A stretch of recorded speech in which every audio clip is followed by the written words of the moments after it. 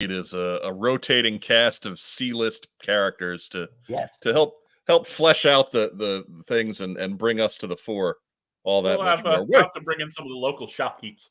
Right. Evening, everybody. I'm back from Kentucky. We'll talk about it in a little bit. But first, be sure to listen to our kick-ass theme song.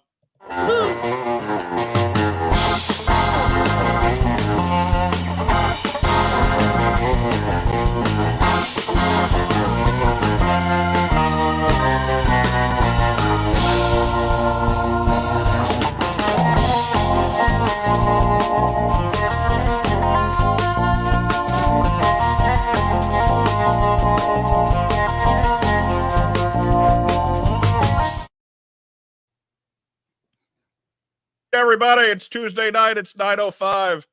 Thank you for staying tuned after, for the completion of tonight's showing of the Blues Brothers. But it's time for What's on Joe Mind, a fan cast about the world of G.I. Joe. I'm your host, Mike Irizarry. How is everybody? Oh, couldn't be better.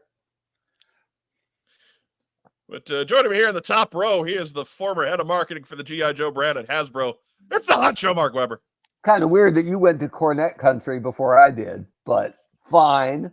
We'll let it go. That it was 2 hours due south. I mean, I didn't even have to turn the wheel in the car. Got on the interstate and we just one of those auto drives. Right. Don't wheel off the road kind of things. Like driving through Louisville itself, I had to maneuver a little bit, but outside of that's all. The highlight of my week, doing a lot of sub teaching this week. After school care today, kids working on a Chromebook, and he gets up all flustered, goes for a little walk. This is a second grader, right? It's the roughest day of his life, probably. I'll change the name, right? I'm like, Bilbo, what's wrong? And he's like, the screen says, please wait. And I've been waiting a whole minute. He was pissed.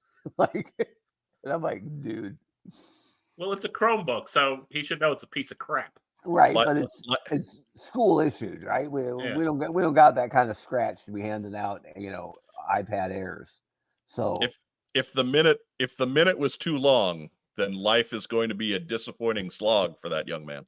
Anytime I hear that, just wait till he's got to get a driver's license. Whenever I hear anything like that from a kid, I look at him and I hear the dial-up handshake noise in my ear. That sometimes would go 30 seconds and fail. Right? Like, come on. Right. You get that whole thing, then maybe a second time. Yeah. And then a third time. Yeah. And then we're not that different, right? Like if you type in google.com and hit enter and it doesn't load in 10 seconds, like 10 seconds is a long time for an adult not to hit yahoo.com and try that instead, right? Right. Or maybe just the refresh button. Yeah. Come on. But still. Oh, did you see what Dustin Jeffrey would like to talk about tonight? Oh, no. I do, but I have to recognize this first. RecShip85 says he's a little disappointed that Staff Sergeant C-Nugs wasn't on the business card that I gave him at Winterfest. I don't know that Staff Sergeant C-Nugs existed when I had those business cards made. They're not old business cards. They're pretty new business cards, but like Staff Sergeant C-Nugs is very much a second half of the year kind of guy, and I don't know if he was around yet. I don't know if he had been born. I think he was still in the fryer. That's defendable. Still in the fryer. But I mean, the opportunity is too good. So, Dustin Jeffrey, what do you want to talk about? He wants to talk about Electric Company Spider-Man tonight, or he's leaving for an Electric Company Spider-Man live. Look, that I think I would leave for that live stream. Right. If you find that one, you need to come back and send me the link. Yeah, tell me where the link is. We'll patch in. Right. Yeah, I'm all on board. I am all about trying to decipher what Spider-Man meant when he said, "Rah!" Do you think Electric Company had to pay for that at all? Or did Marvel have to pay to get him on that show in front of a bunch of kids?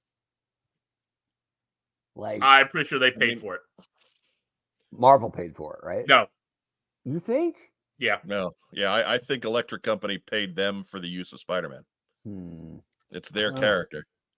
I know, but who got the advantage, right? People weren't tuned into an Electric Company hoping to see Spider-Man, except you, Mike. Yeah. Not knowing that there were 400 other Spider-Men walking around Home Depots and stuff. Not in Yeah, but- 1971, baby. Right. Not in the early 70s. There were at least 3 of them It was just pointing at each other. Hey, man. Gwen Stacy was still alive in those days. Gwen Stacy is still alive now. There's a No, bunch not the of real her. one. There's a bunch of her. But yeah, no, I've muted Mark because we don't need to hear him and his 1,000 Spider-Man deal again. I'm not going to cut him. I'm going to let him sit there and stew. But in the bottom row, he is our now he's mouthing the nasty words at us. In the bottom row, he's our comic book expert. It sure is nice to have comics for him to talk about on a show that doesn't exist. It's Rack Time Rob. Hello, everybody. Yeah, it's hello. Funny story. I was in a Target last week, and I saw Mutton Junkyard on the shelf, and I said to myself, that hasn't shown up in a while.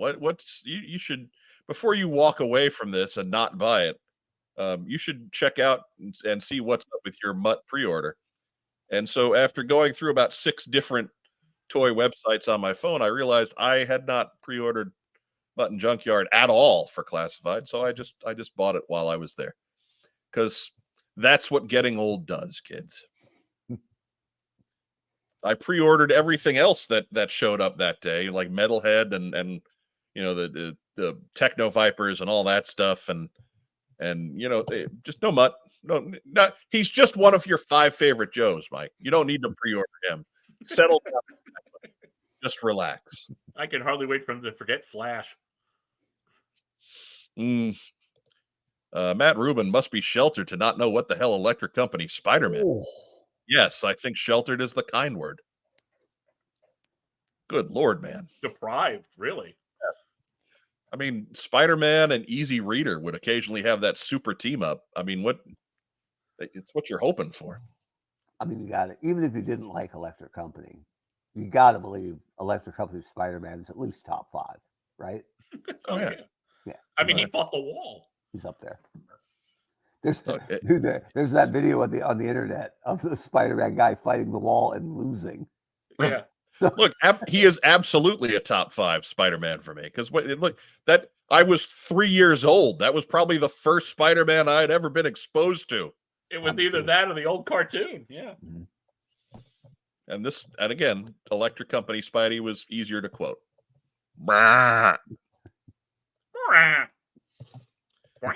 Michael Bursty asks, can we get a classified Electric Company Spider-Man? Maybe Marvel Legends. Yeah, I think that would. I'm surprised it hasn't been done, frankly. Was there any, Rob? I'm not remembering it off the top of my head. Was there any discernible difference? Like, did he have outside web shooters or something? No. It was just. I mean, basically, it was whatever cast member could fit in the suit and look like a convincing Spider-Man. Right. So everybody except the women and the guy who played J. Arthur Crank. Yeah. So. Did he have armpit webs? Probably not. No. I don't think so. No, he did not. But what do you say? Since it is chock full of new stuff, we go ahead and stop wasting America's time and the world's time, for that matter. Yeah. And roll into community calendar. Community calendar. Community calendar.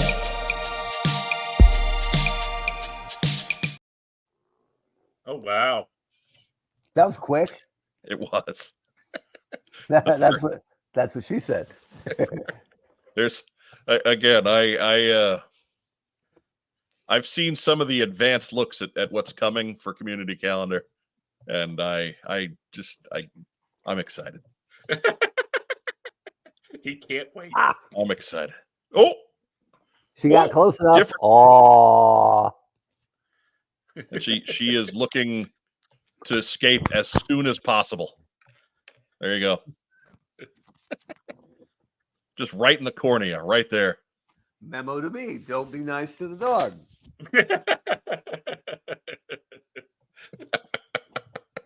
Come here, Colin.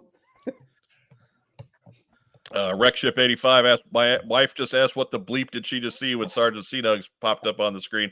That's season 2. Absorbvids is he's on the lam, so he had to sublet the animation to Deke. So we are going to get Deke Staff Sergeant Seanugs.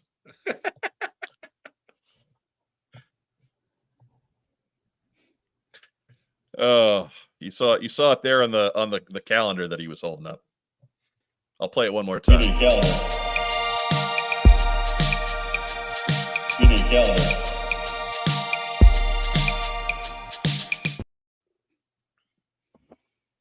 Good times. I think him having Beachhead's legit gun though is totally kissing ass to the master, to the Look, he's Staff Sergeant Seanugs. It's what he carries around. I suppose that's true, but they had the same character models. They just used them very poorly. It's Deke. They're doing it cheap. that's fair. You saw how badly it was drawn. Come on, it fits right in there. Time to make the. What time is it? It's time to make the dog jealous. Get in here, Colin. Oh, there he is. Oh yeah, with his giant tail.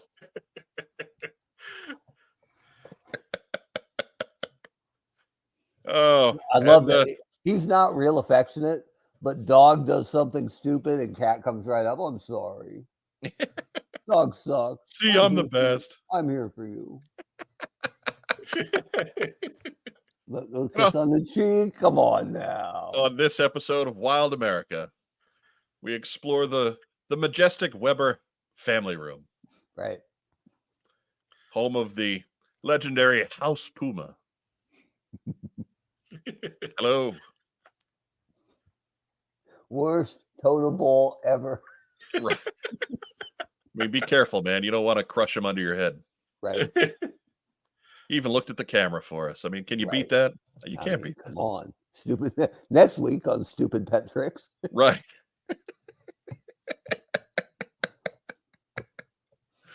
Oh my God. Well, anyway, what's coming up in the community? Oh yeah. Stuff, shows. That's it. Big Not stuff. everybody. Big stuff. But we don't get to talk about the Kentucky Winterfest anymore, which means we have to move forward to the Toy-Hio Toy Show. We've changed states. That is February 10th at the Metroplex Expo Center in Gillard, Ohio. $5 gets you in the door from 11 to 4. Early bird's $10, and that's at 10 a.m. Parking is free. Chance to hug Dave Draper. Low and really, truthfully, probably more non-existent. Because that's a hell of a commute. I don't know if you could drive from Springfield, Illinois to Gillard, Ohio in the 5 hours that the show is open. So, but yeah, Dustin Jeffrey is correct. Danhausen will be in attendance, or scheduled to be at any rate. Mm-hmm. And moose, but no squirrel. Right. Right. And Captain Shoes. Come on now. Yeah, I don't know what's up with that. Captain Shoes. Oh well, they did. They told us last week that he's like the moderator for the Brian Myers and Matt Cardona podcast. So yeah, and those guys are fine. So I got no problem if they have an MC between them. Right. Look, somebody legit never heard of him before. So yeah, somebody's got to hit the button. So you might as well give him a fun name. Yeah, that's fine. All right. I'm okay with that. And you can see Jason Baker there. That's the guy who designed the Fiend mask and all. Done a bunch of other stuff too. So, good wrestling. Rick Baker? Maybe, I don't know. Who's Rick Baker? Big time makeup artist. Could be. Maybe. Could be. But yeah, a lot of wrestling guests for a toy show. But that's what you get, man. It's Ohio. They do toys. They do wrestling. That's what happens there. They also do AEW.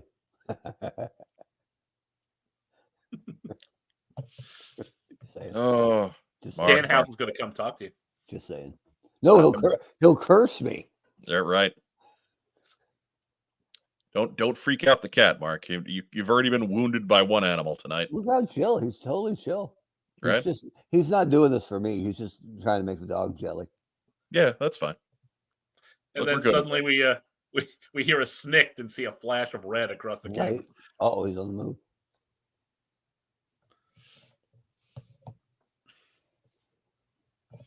Andrew Gauguin rather says first Academy Awards and makeup special effect winner Rick Baker. Oh well, okay.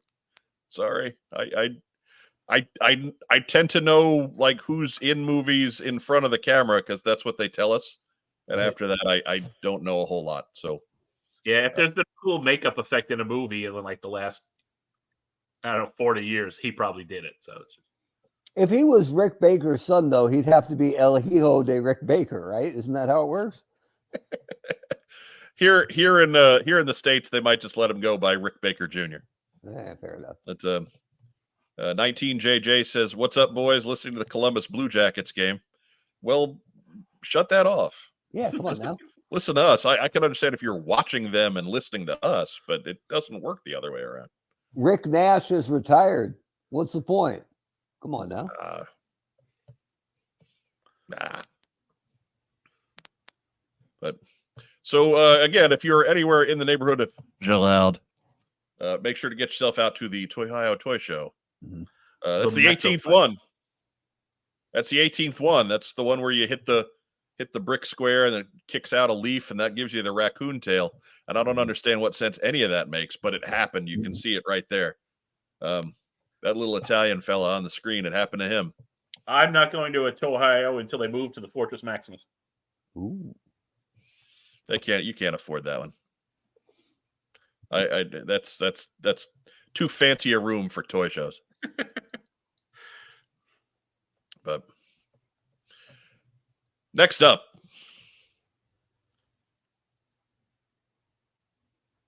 I'm waiting to. There's no next up sound for community calendar. I think maybe we need to figure one out. Right. But as you can see there, After Action Forts for Roger Taft and G.I. Joe returns this February. You can see Roger blocking out the logo for some other lesser property. There with G.I. Joe at Mini CollectorCon. And that is in Orlando. That is on the February 11th. That is the same weekend as Toyhio, but the other day. So if you wanted to do the insane travel mega con weekend, Toyhio on the 10th, Mini CollectorCon on the 11th, Roger Taft autographed to just bring it home. Roger's on there with his cat, so there you go. Right. Got that in common with you. But that is 3500 South Goldenrod Road, or you can check this out on Facebook. Get all the details. 9 to 3. I don't think this one has admission, or if it does, it's low. They're on Facebook. I'll just leave it at that. Just get all of the cool information off of Facebook, or we can we'll post Roger's phone number at the end of the show. Yeah, and you can just call and ask him personally. It's a good idea. Street address too, in case you want to stop by. That's I don't think Roger would come back on the show after that. He's always got something in the crock pot. Just knock on the door. The password is Vittles. Vittles. There goes Colin. All right, he's done. His cameo is finished. He's gonna go knock on the door. He can't believe we just doxed the guy who was on the show like last week. So Colin won't be a part of it. Nope. No. He knows what he's afraid of what might be in store for him next week. Absolutely. He's like, I'm home alone with a dog most of the day. She's not going to defend anything. Firefly says we need a con for very small collectors. I guess. I mean, Mini Collector Con is letting Roger in, and he's about 8 feet tall. So I don't know how many. Like, if by that token I'm mini, and I'm not mini to anything, but apparently I'm mini enough to get into Mini Collector Con. There we go. There's an idea. We need a 2-second smooth jazz riff for community calendar transitions. Isn't that just spamming the wham button? I'm sorry, the wham button. Maybe that's it. Maybe I need to just get 2 seconds of wham sax solo. Yeah, so it just goes doo-doo-doo. Something like that. It's sort of a jazz version of do do do do do do.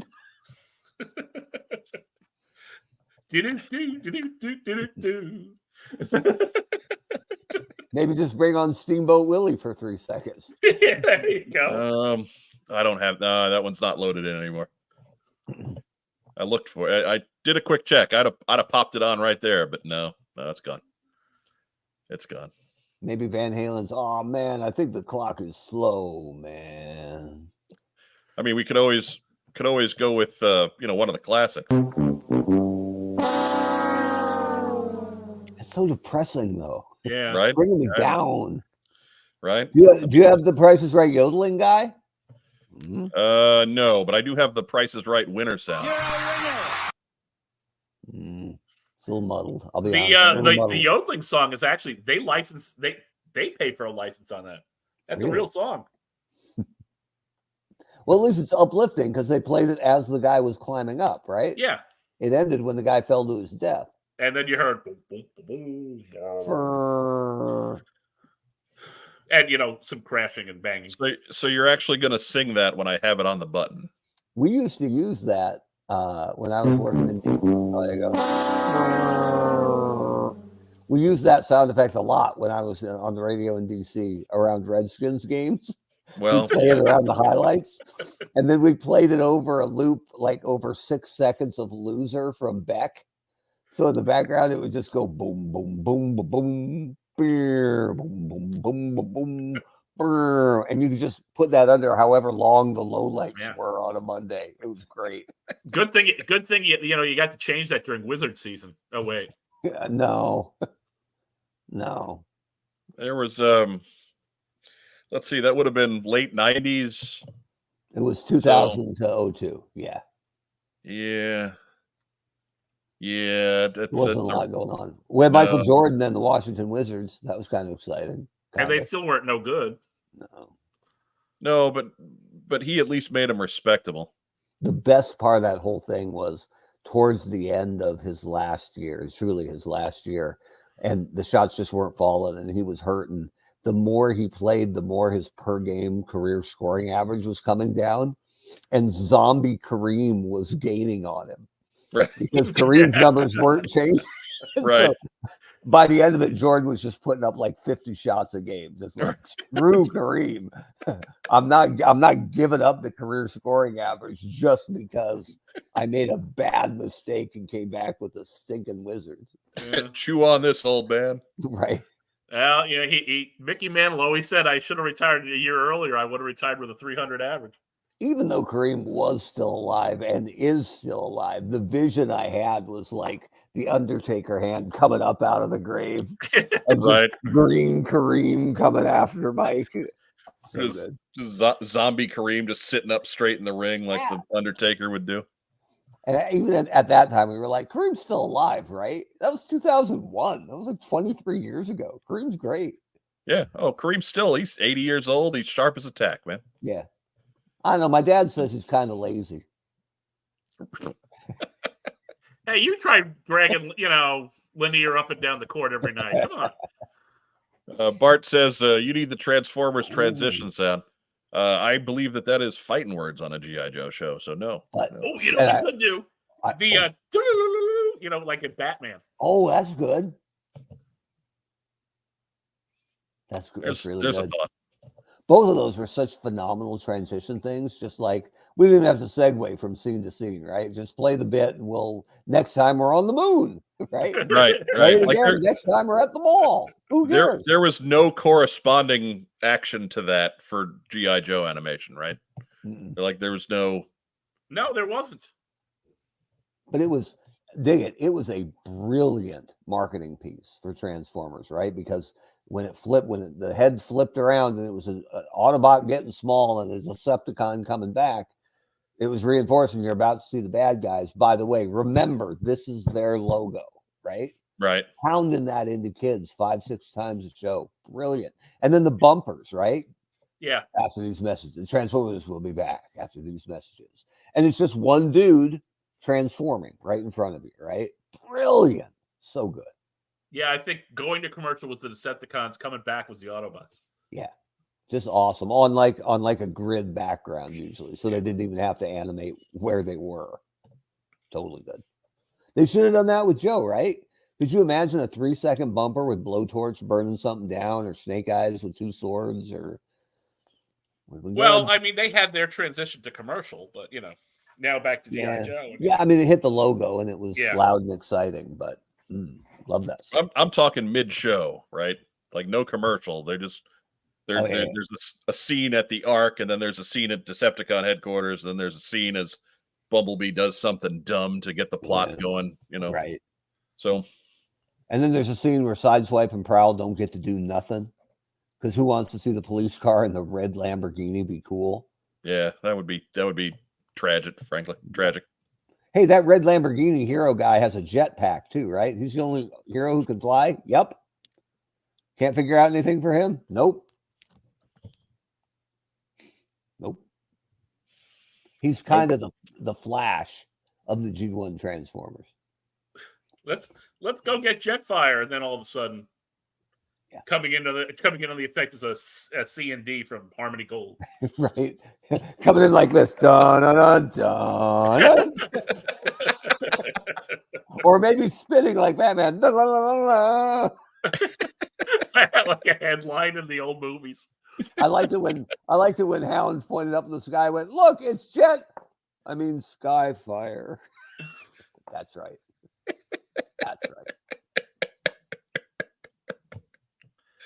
So, anyways, that's February 11th, Mini CollectorCon in Orlando. For anywhere around Central or Northern Florida, get yourself there. Meet yourself some Roger Taft. I don't know if the cat will be in attendance. Yeah, cat probably not. Probably not.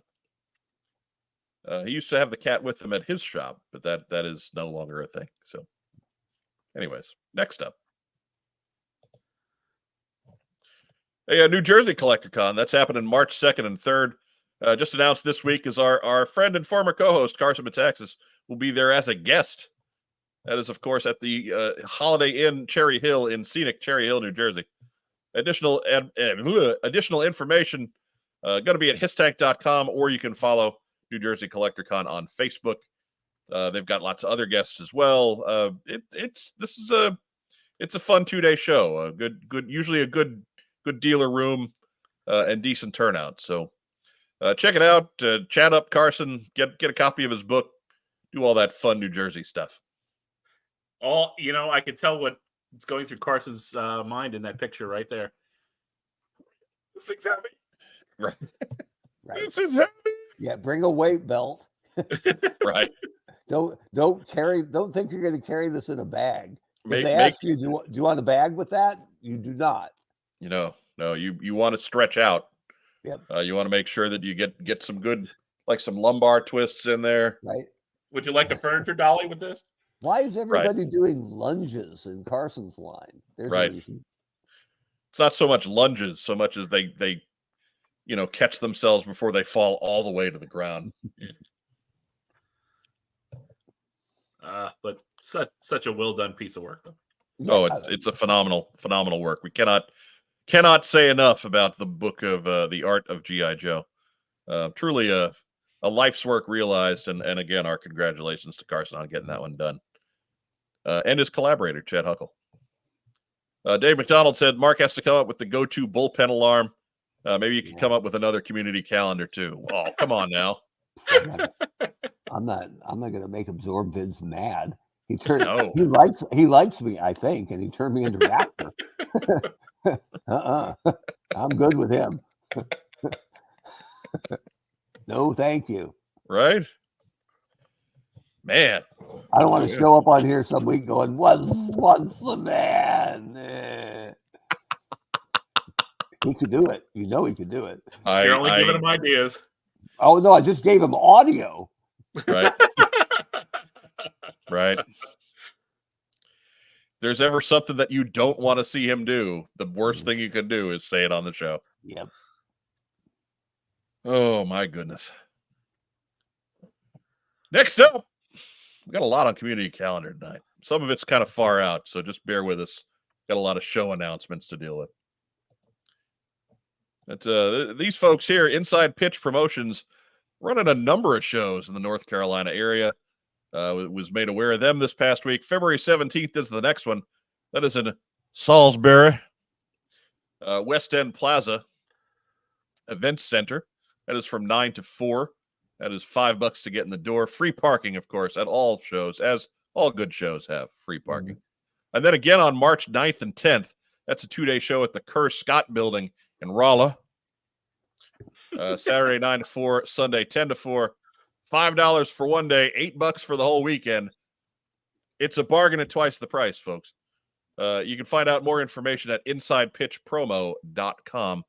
I've got a whole calendar of events. I think there's 9 or 10 of them through the year.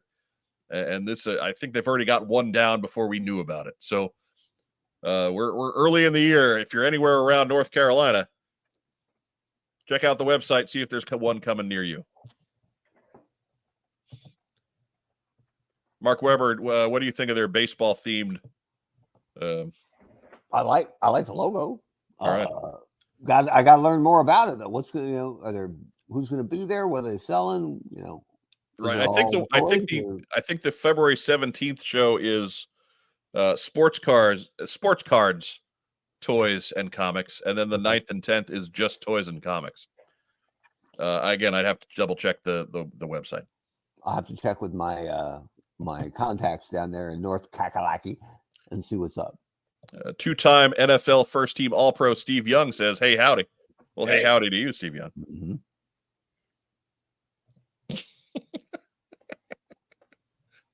Michael Gene Fleming says, "Pure sales floor, no guests or panels." So there you go. There's nothing wrong with that, man. Get down to business. Yeah, he was the one that sent it in. So lots of stuff. Bring your money. Get down to business.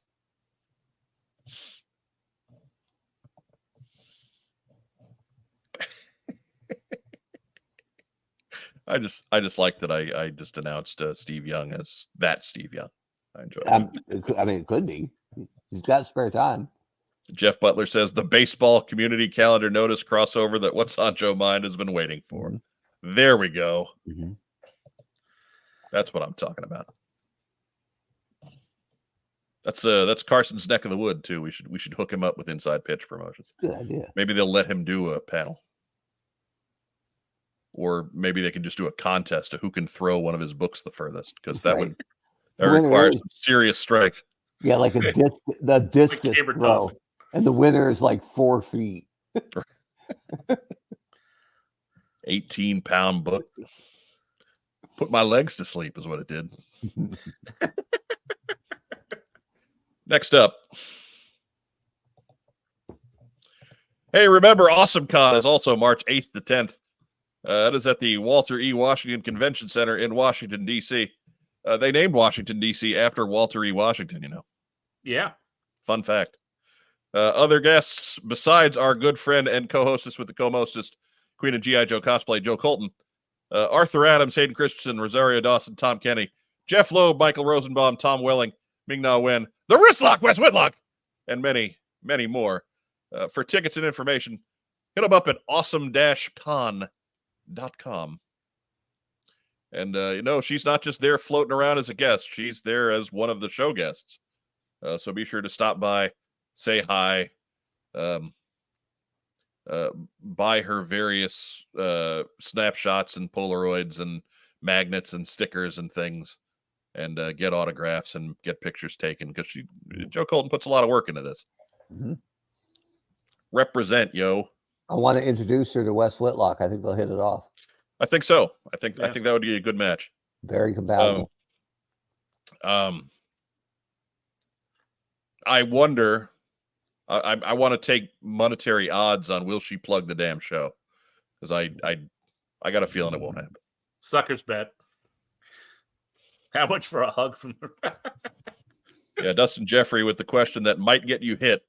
How much for a hug from the Whistlock? Maybe ask him in advance. I can't endorse that, because that, like, if you sneak up on the wrist lock with hugs, he may the wrestling training may show up, and he may just like suplex you or something. Yeah. He calls so his favorite kind of hug is called the Kimura.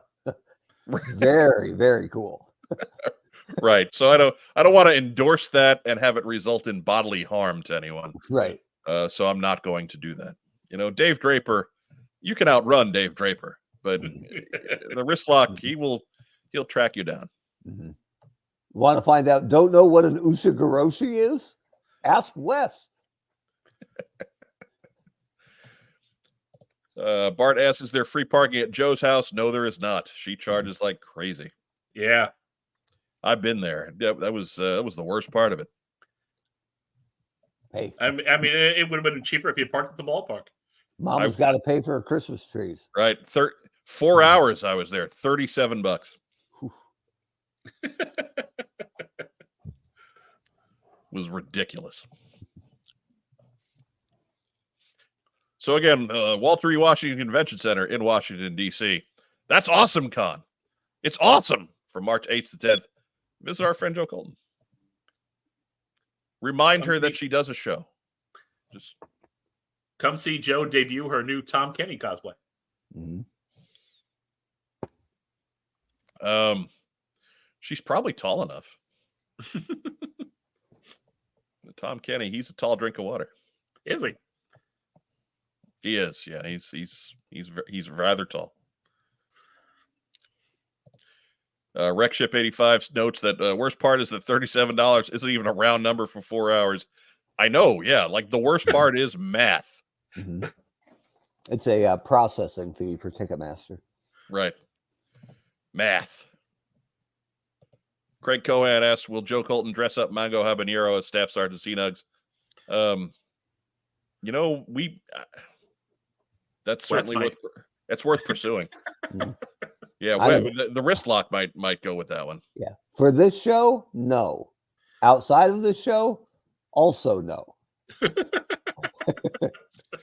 But right now, while she's on assignment, could Mr. Whitlock come up with his own cosplay item for his daughter? Sure. I had a buddy, a good friend of mine, drop off his 2-year-old for me to watch one time.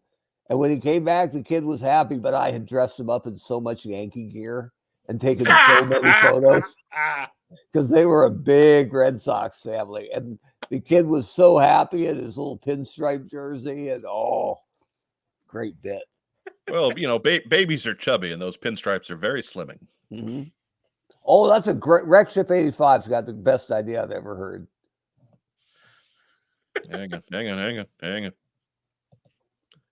Can we get Mango Habanero a Recondo outfit? Well, you know, I'm not responsible for that, but whatever you guys decide in the live chat, just, you know, come up with a GoFundMe or something. It's just the hat. Just get a baby cowboy hat with half of it up. It's good. Draw the mustache on in Sharpie, and that's a gag that keeps on giving. Again, we're playing fast and loose with the boundaries of what might get one physically harmed, and I'm not comfortable with it. Anyways, next up. Ooh, an announcement this week. Whoa!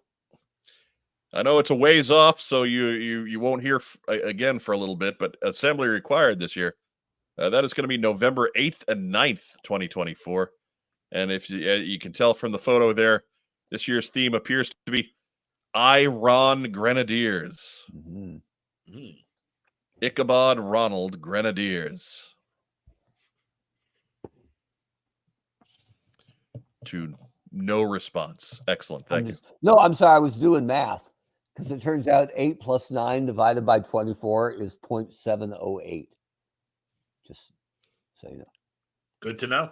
Yeah. Well, no, because it would be 8 plus the total. Actually, it would be 9 divided by 24. Because order of operations says you do division before you do addition. So, it would be 8 plus 9 24ths? Yeah. Correct. Hang on. So that would be, let's see. Yeah, so 8 and 3/8. 8.375. You know, your actual total there. I sat in for pre-calculus this week, which was awesome because I never took pre-calculus ever. That was a good Lucky. day. So it would be 8.375. There you go. Right. Interesting how there's a 375 in it. Kind of spooky. Anyway. I'm not following you. 3 3/4. Oh, well. See? Yeah. I don't know. This has got kind of Ouija board all of a sudden. I'm going to back out. Right. I don't want any more of that. Inception. I was told there would be no math. Right. You're never far from math, Mark. Yeah. Never far. Math is math. Jeff Butler says most times in the world when I see the abbreviation IG, it usually means Instagram, but my Joe brain still thinks Iron Grenadiers. I'm with you on that one. Hey, the Grenadiers came first. My first meeting at McFarland, coming straight out of the radio interview, one of the sales guys kept throwing around the term POS, and I couldn't. I was like, this guy's a riot. He won't stop saying it. And he meant point of sale, didn't he? Yeah, I think he did, but I thought he was like a total wild card. Walmart with their POS and Target with their POS. I'm like, I like this guy already. Look at how excited Mark is about sales. We need to hire this guy. I think he legit said we just got the POS sales numbers from Target. And I'm like, whoa, guess Target's struggling right now. Ooh. Oh, Jesus. That's it for Community Calendar.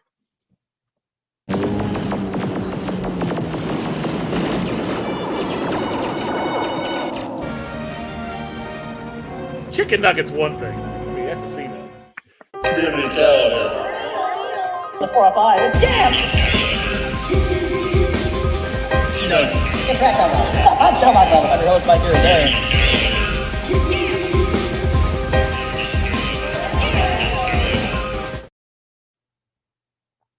I like it when I'm wearing the same shirt in the show that I am in the Community Calendar intro. That always makes me laugh.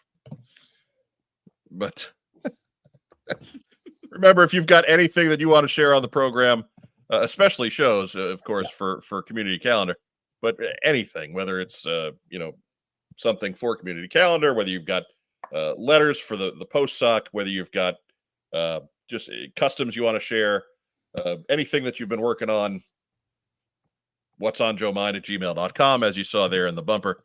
Again, we reserve the right to not share stuff on the show that we deem as inappropriate or might take too long, or edit down the things that you send us. Sometimes the letters you send are like 4 and 5 pages, and I have to trim them up a little bit, but we'll try and get the bulk of it in there and get your questions answered. But again, the magic email address, what's on joemind@gmail.com. Well, we've stopped the show dead. Also a good time to remind everybody who's watching us on Facebook tonight to go ahead and give us some kind of a reaction. Give us a thumbs up, give us a heart, give us a little huggy guy. We do love little huggy guy. Mm-hmm. But that's those are the reactions that get the algorithm moving and get us spread out to a wider audience there. If you're catching us here on the YouTubes, thank you. Regardless of where you're watching us, be sure to head over to YouTube, subscribe to the channel. Be sure to like the video, the little button down below, do all that cool YouTube stuff.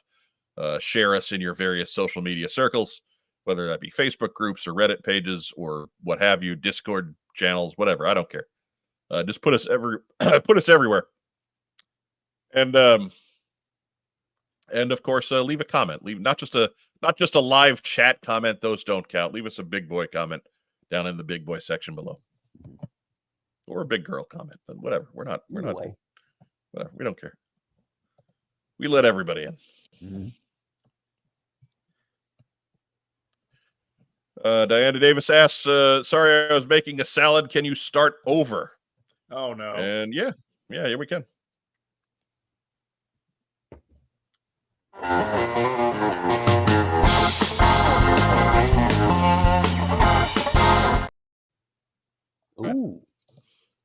The mini open. It's like the Seinfeld open. Show.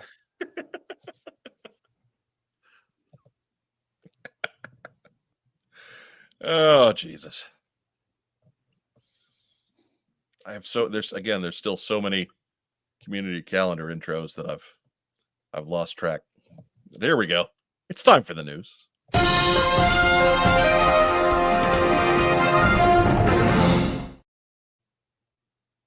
First news item. Do.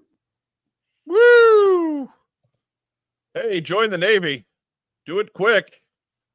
Heavy armor toys in the Navy backer get closes at the end of January. And guess what, kids? That's tomorrow. So you better get on this one. They've got all the sailors unlocked. They've got the flight crew. They've got the Seabees. They've got the Navy SEAL. Just high quality 3 3/4 figures, O-ring construction, blend right in with your GI Joes. Be sure to check them out. We've got it is backerkit.inthenavy.com. You can always, or you need more information, go to their Facebook page. It is Heavy Armor Toys, the manufacturer's Facebook page. Give you all the information you need. In addition, while you're there looking, be sure to head over to their normal storefront because starting on February 1st, Wave 2 of their Commandos goes live at 7 p.m. Central Time. That is hatoys.ecrater.com. You remember Wave 1 as the dude that slightly resembled Grunt and the one that mildly resembled Snake Eyes. But these are more green shirt looking guys in Wave 2 to, again, fill out your Joe Forces or other corresponding equivalent 3 3/4 action toy lines. Mm-hmm. Check it out. Do it quick, or that Right. Navy SEAL will shoot you with his really tiny rifle. With his teeny rifle. It's a carbine. Or he will manhandle you with his Wendigo hands. Either way. I mean, it's really not the hands so much as just the tiny rifle. Yeah. He could probably throw that like a boomerang. Maybe it would come back. Maybe it's like Flint in that one episode of the cartoon where he throws his rifle and trips like three Cobra troopers or something. That's well planned. Give Cobra the laser rifle that never misses, right? Yeah, you got a helicopter you got to bring down. You give Flint that laser pistol, he'll bring it down. He'll just shoot it up, screaming, "Laugh this off, happy boy!" There you go. Two shots max. Nobody shot down the armor like Flint in the cartoons. I tell you, that's the Bill Ratner difference, is what that is. Next news item. Do. Hey, continuing on Kickstarter, more news as it's made. That is the most recent book project from our good friend at Total Toy Books, Brian Hickey, and David Gillis, who worked on the old Palatoy Action Force line. It is 112 pages of his Action Force photography, plus photos of his custom Action Force figures and vehicles. It is a soft cover book. It launched earlier this week, or I guess end of last week, on Kickstarter. Be sure to sign up for notifications. Be sure to get your pledge in there. Check it out. It is open, ready to go, rolling as we speak. Give it the old "What's on Joe Mind" push. You have any interest in the old Palatoy Action Force?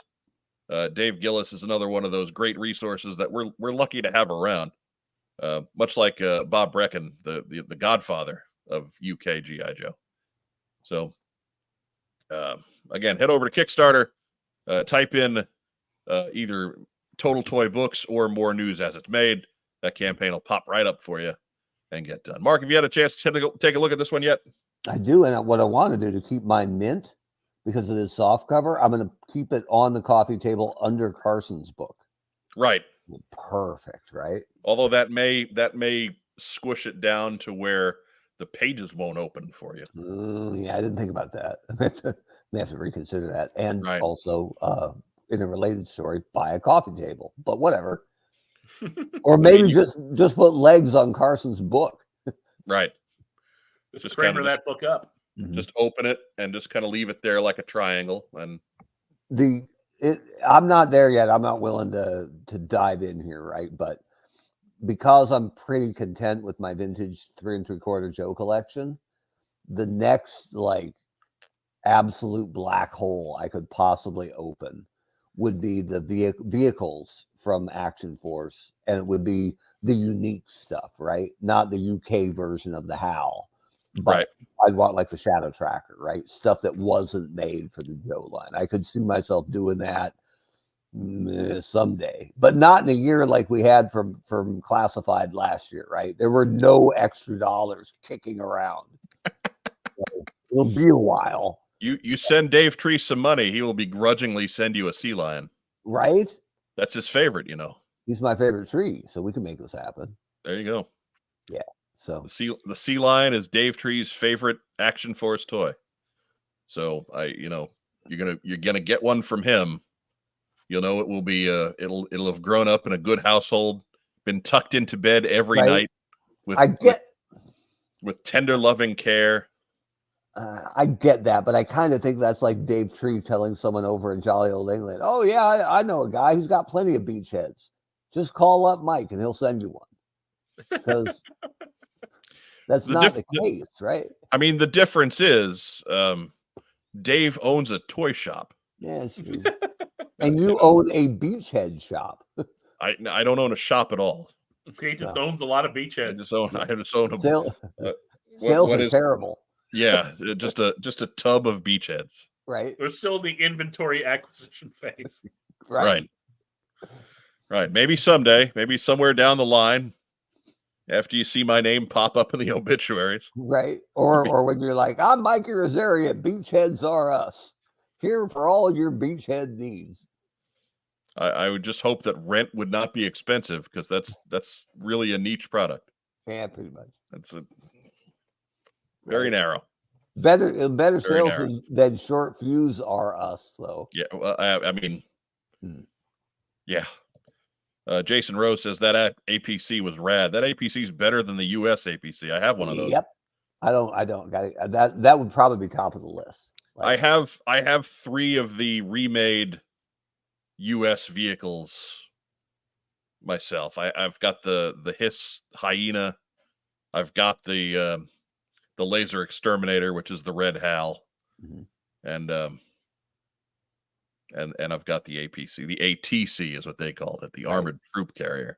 I still think the APC is a really underrated vehicle just for playability, right? Like, right, that thing's awesome. But yeah, the fact that they made it so much better, that probably moves it top of the list. Yeah, the ATC smokes it. I love the APC, but the ATC just better. Period. Full stop. But we used to call the we used to deliberately call them red HALs when Dave was on the show, just to annoy him. Right. So he started calling the HAL jungle. Jungle exterminators. Because it exterminates jungles. Because it's painted like it would be. So it's dark green. So it's clearly a laser exterminator. And I've got the figures that go with them. Like, I've got that little red laser Cobra Commander guy, and I've got the Jackal Destro guy from Action Force as well. So the red Jackal. Yes. Which is just Destro with a modest T-shirt. I don't know how modest it was. It was bright red with a skull and crossbones on it. Right, but it's not, it was covering the business. Yeah, it's not open chest with disco chain. So yeah, it's fair. So it was modest. A dream of mine that never even got close to fruition at Hasbro. I would have loved to have redone the HAL, because it's still cool, and it never got a second. Well, it was around for a while, like even the Vamp HAL 2-pack thing, but it never got revisited. I would love to have redone it and integrated some kind of cockpit on it. I think it would have been. Imagine Grand Slam sitting behind it, actually looking down the barrel of it. I think it could have been really cool, but we never got anywhere close. Bart asked, no Robo Skull, and no, I don't, for a couple of reasons. Now, remember, I've been over there a few times for Rollout Roll Call for Dave's show, but it would have been prohibitive to try and get back in luggage. So you're just having it shipped anyway. And secondly, those suckers were expensive even 10 years ago to get them in any kind of shape. So a big part of why Skeletron is doing Robo Skulls is because the old ones are just ridiculous. Yeah. And everybody should be able to join in the joy that is owning a Robo Skull, whether it's vintage or modern. But unfortunately, no Robo Skull. I had a thing for a while that I was as Dave likes to say, my Action Force collection is a little too jointed. And the other member of it, I do have a it's got no accessories, but I do have a Tiger Force Blizzard. He travels in my backpack. He is with me at every show. So anytime I log a mile in the name of G.I. Joe, Agent Yellow Snow is with me. Mm-hmm. Oh, there you go. Bart says, I got in-laws in London. They hooked me up with a Robo Skull years ago when they were affordable. So 1984? Right.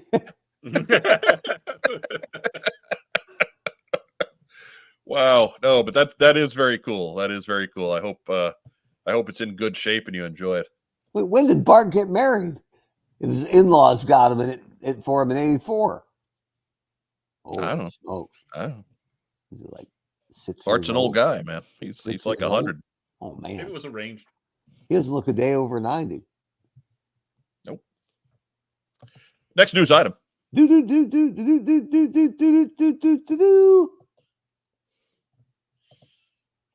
we go. There we go. While you're on Kickstarter, be sure to check out last week's TeamStream, or maybe early this evening's Hooded Cobra Commander 788 live stream. You can see Roger and Josh talk about the history of G.I. Joe number 21.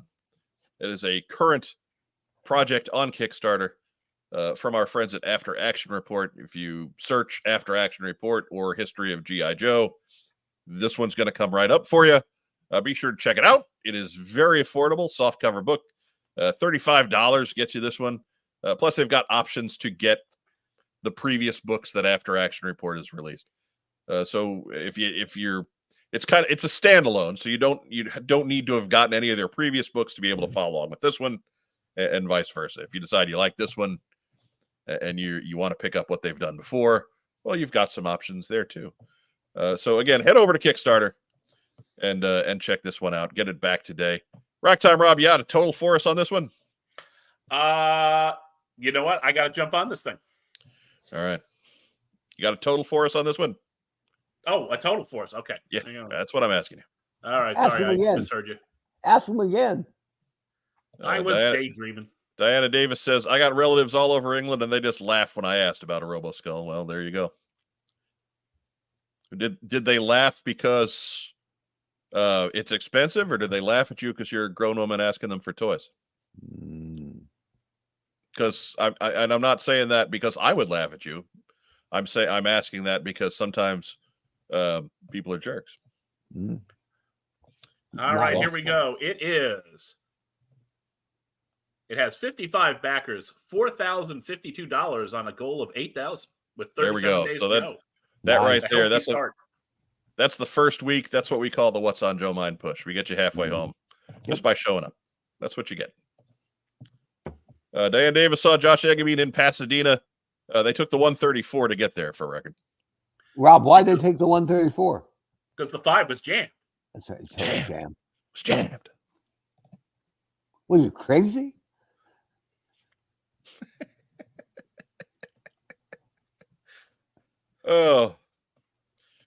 Oh my goodness. So again, that was last week's episode 293, if you don't want to figure out dates. That campaign is going to end March 8th. at 10:19 a.m. Eastern Time. Why? I don't know why. But it gives you like a month plus. So be sure to get over, check this out, see what Josh and Roger have going on, and get this book pledged, signed, sealed, delivered, and finished. Next news item. Do. As we just leaked to you. Teaser. Hey, look, it's more from Hiya Toys. Check out Zartan. Hey, I know who that is. Uh-huh. That's Larry. That's the guy that picks up all the junk in the back in the swamp, isn't it? Or No, as I love the bit in the classic commercial where they finally catch him at the end and he's wearing the mask that sticks out like 8 inches off his actual face, and he just goes, "I don't know any Zartan." Well, it's clearly Oh. not this guy. You cunning master of disguise. Wearing all the same clothes. It's right? called imagination, Mark. Right? Is it There's kind of only- weird that encyclopedia salesman's in the middle of a swamp wearing a metal bro No, man's ear. and a Man's hood ear. and a hood for some reason that might be hair? I mean, that was the argument with kids in Bend, Oregon was, is that a hood or is that hair on Zartan? Well, it's because Sunbow wasn't sure for the first couple episodes. Yeah. I was firmly in the hood camp. Yeah, I like yeah. to think I had it right. Well, yeah, because you beat Tim Roberts for that issue of the comic, and you saw it was clearly a hood. Right. And then I beat Tim Roberts, just saying. You didn't beat Tim Roberts. No, but the high jump pit kicked the shit out of them. That's Suddenly the door opens. We'll edit that. We'll edit that in post. I'd say your big concern is Tim Roberts finding you now. Anyways, Dude. anybody out in listener land knows where we can find Tim Roberts, formerly of Bend, Oregon. Be sure to contact the show. What's on Joe Mind at gmail.com. Stop. You have Tim Roberts night. Remember that email, what's on Joe Mind at gmail.com. At least it's a generic name, right? Hard to find. Oh. You know any Tim Robertses in your life? Stop it.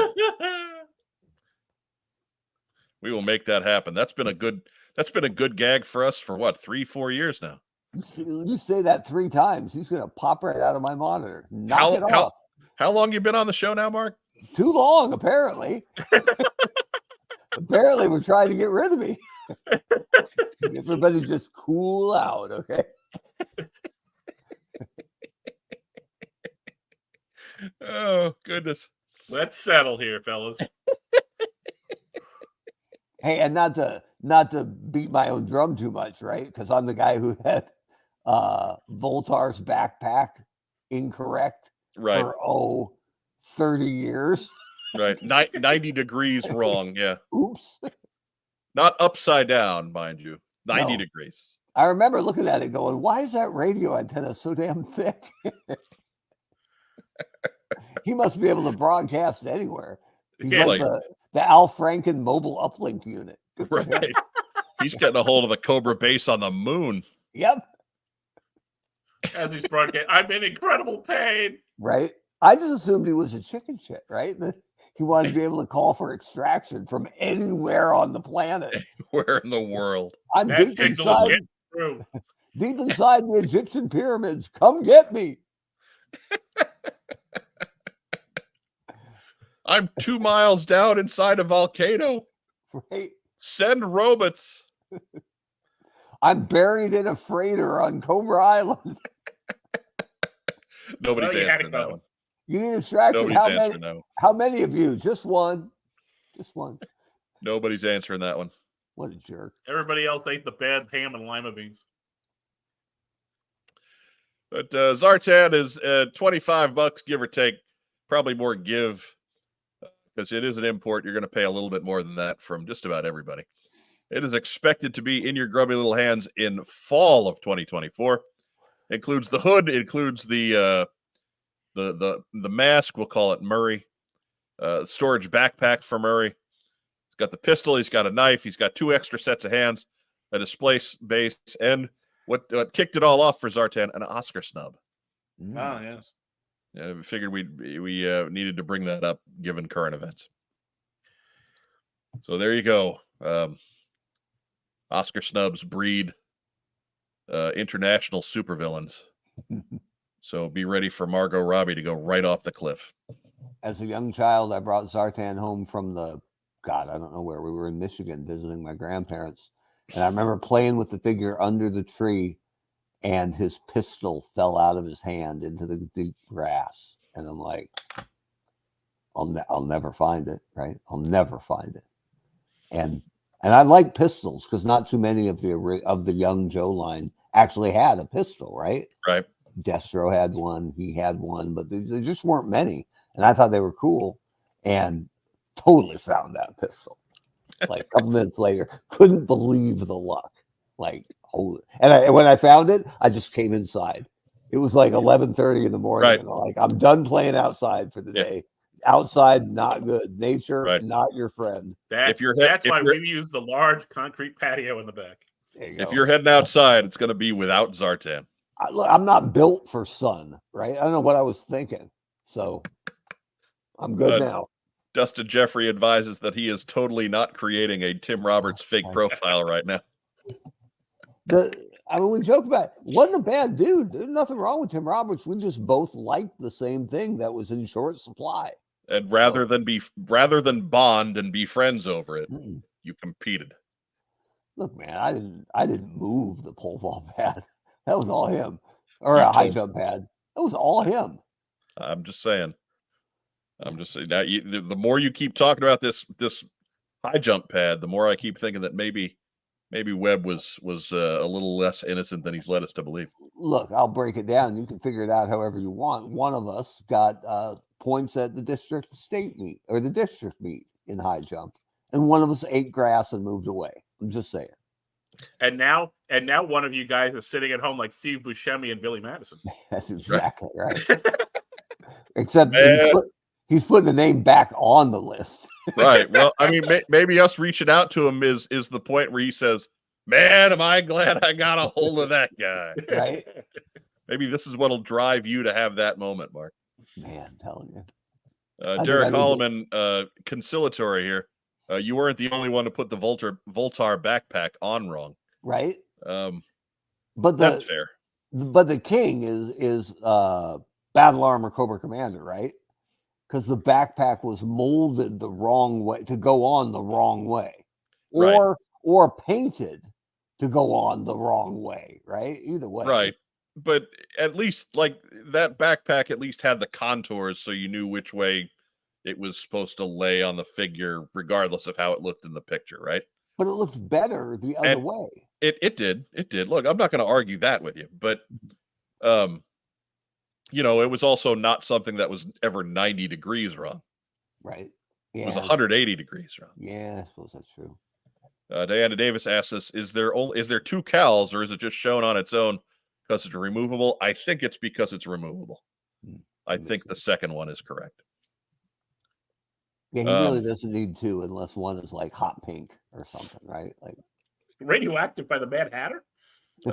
Three-time Super Bowl champion Steve Young asks, does the vest come off? I have not seen any pictures that show the vest off. That depends on how good your opening line is, I think. I think so. Hey-o. I think that's fair. Buy him dinner first, see what happens. Hey, Zartan, how much does a polar bear weigh? Just enough to break the ice. Hi, I'm Mark. Hey.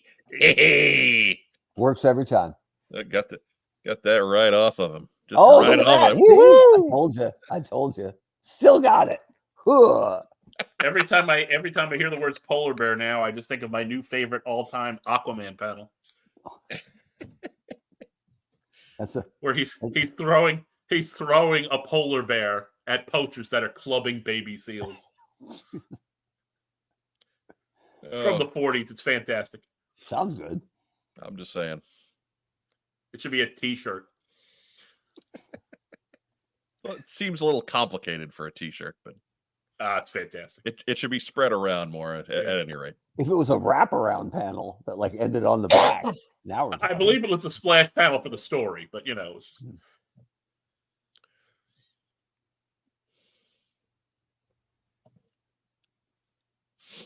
just... I'll be in on this guy. I'm fully in on this whole exquisite line. Just got to find that Storm Shadow. He's the $200 hole in that burgeoning collection of one that I have so far. He's your white whale. Man. And next news item. Do. Hey, Hyatt Toys has been busy. Because also this past week, hey, look at Spirit. Mm-hmm. Spirit's pretty awesome. Yeah. Hard to deny that. Mine's bigger. It's always what it boils down to with you, isn't it? Yeah. This is weird. This is a trick of the photography. In the first picture, he looks like he's about 65% legs, right? Yeah. But in the second one, with the knees bent just a little bit, and the torso's a little, ab crunched too, it doesn't look bad at all. But in the first one, I'm like, those are long legs, man. Maybe the rifle. I think that belt's. I think that belt's riding a little high. Yeah, he could be. He's not that old. He comes with sniper rifle, freedom, and Luby's receipt. The receipt for those slacks from Caldor.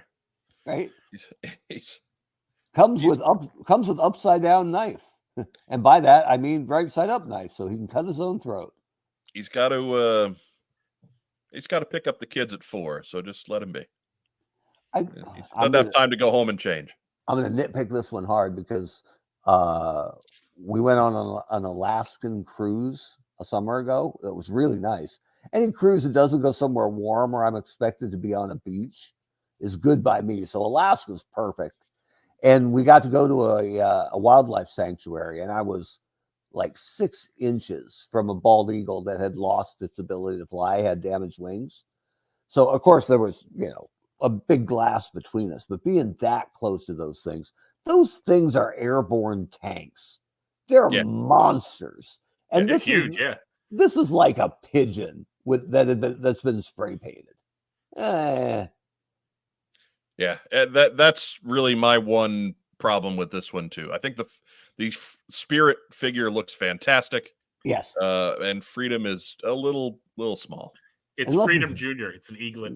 Yeah, baby. If that's baby Freedom, fine. If it's the baby, it's just a wee baby. Yeah. Shh, don't wake the wee baby.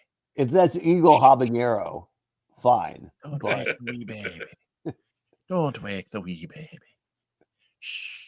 I don't know what the lifespan on an eagle is. So. Jeff Butler, why does Classified Spirit's backpack have a sideways wooden antenna if Mark was a kid today? Fair. I like the inference that I grew up at some point. That's right. Good. Right. I mean, chronologically, anyway. Yep. But Spirit, again, about $25, probably a little more. Expected also fall 2024.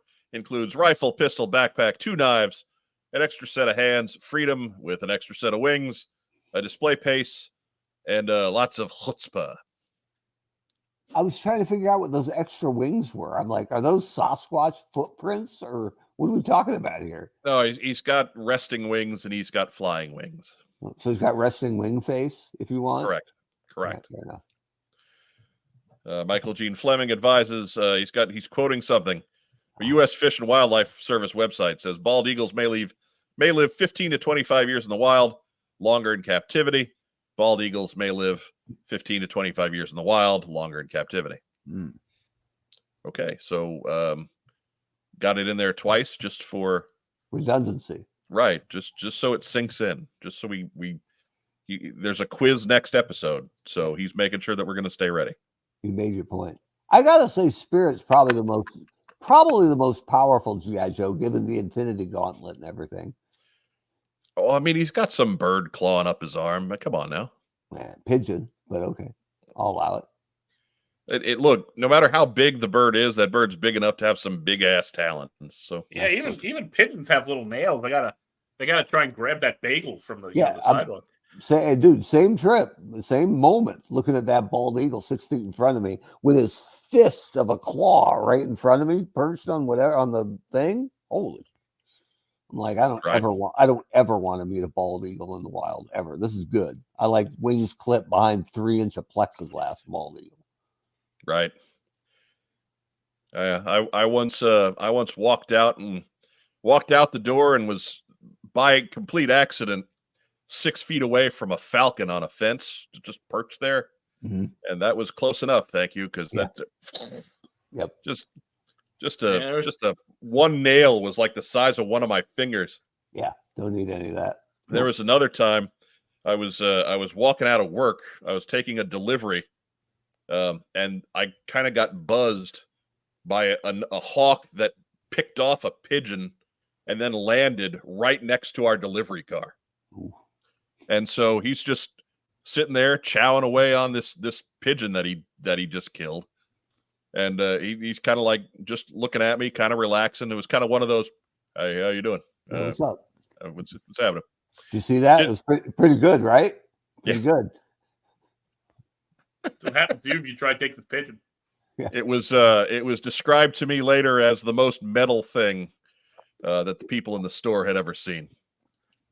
Just the pigeon going one way and then the eagle just right.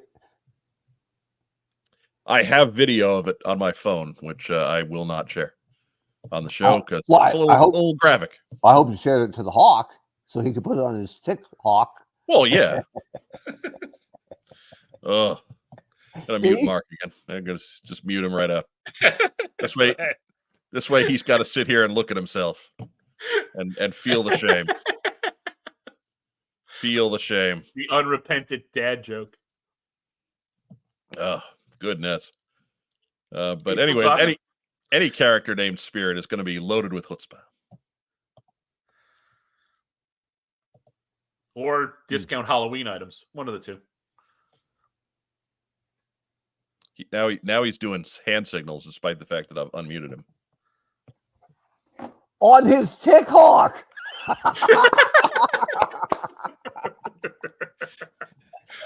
Habitual line stepper. That's it. It's a big hat. It's funny. Next news item. Hey, look at this coming up tomorrow from Skybound Comics. On his Twitter. He would tweet it. Get it? All right. Moving on.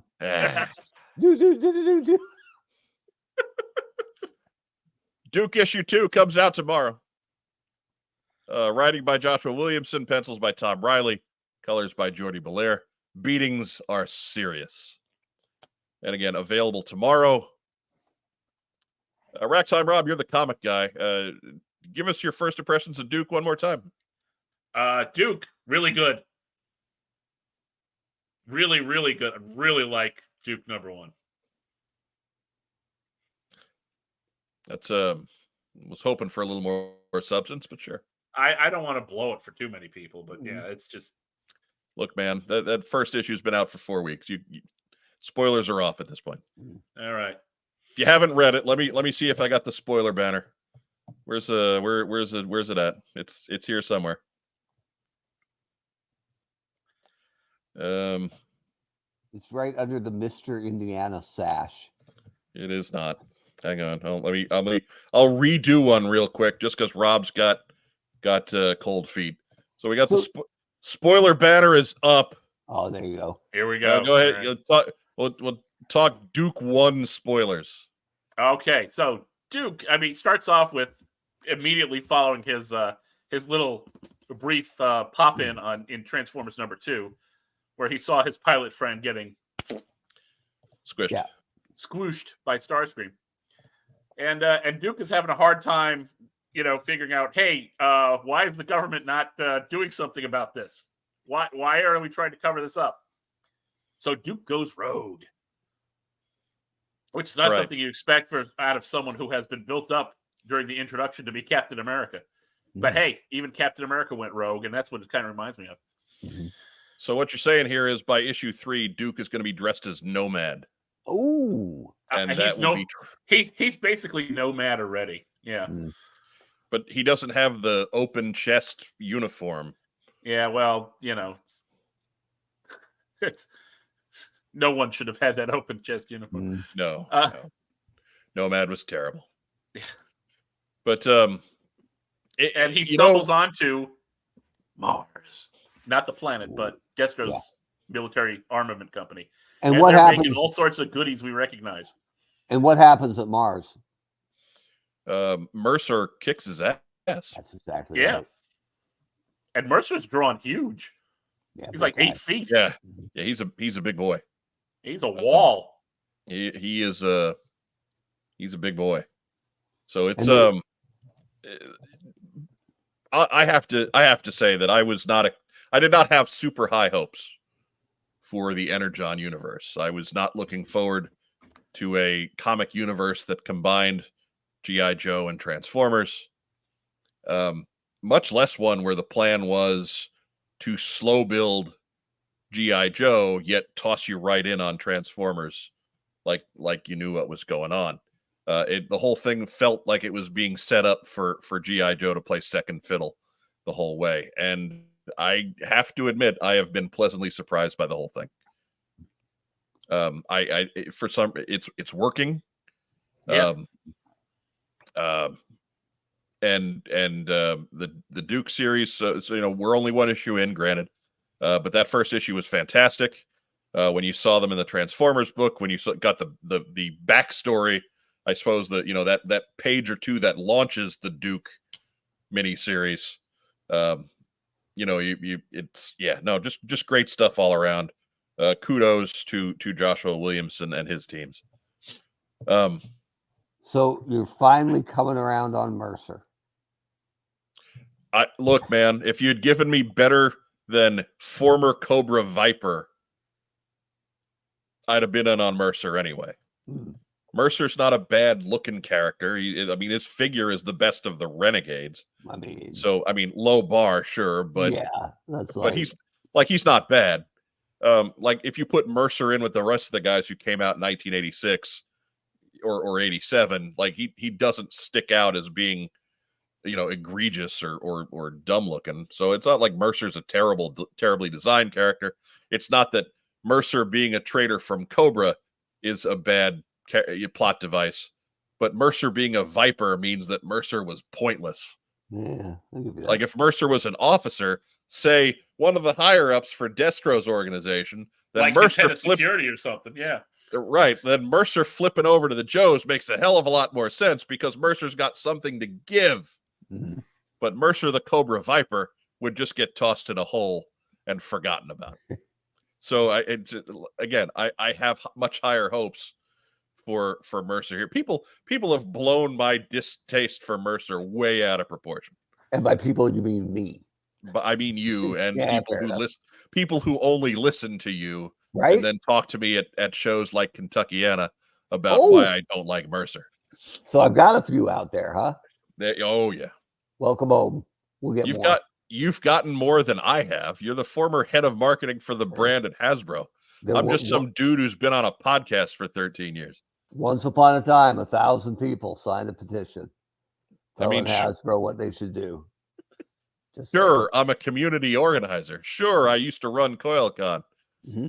Sure, I'm one of the guys behind Declassified, but I was never the head of marketing for the G.I. Joe brand at Hasbro. So they're going to razz me about Mercer. Yeah, I that was unintended, but not unexpected, I guess.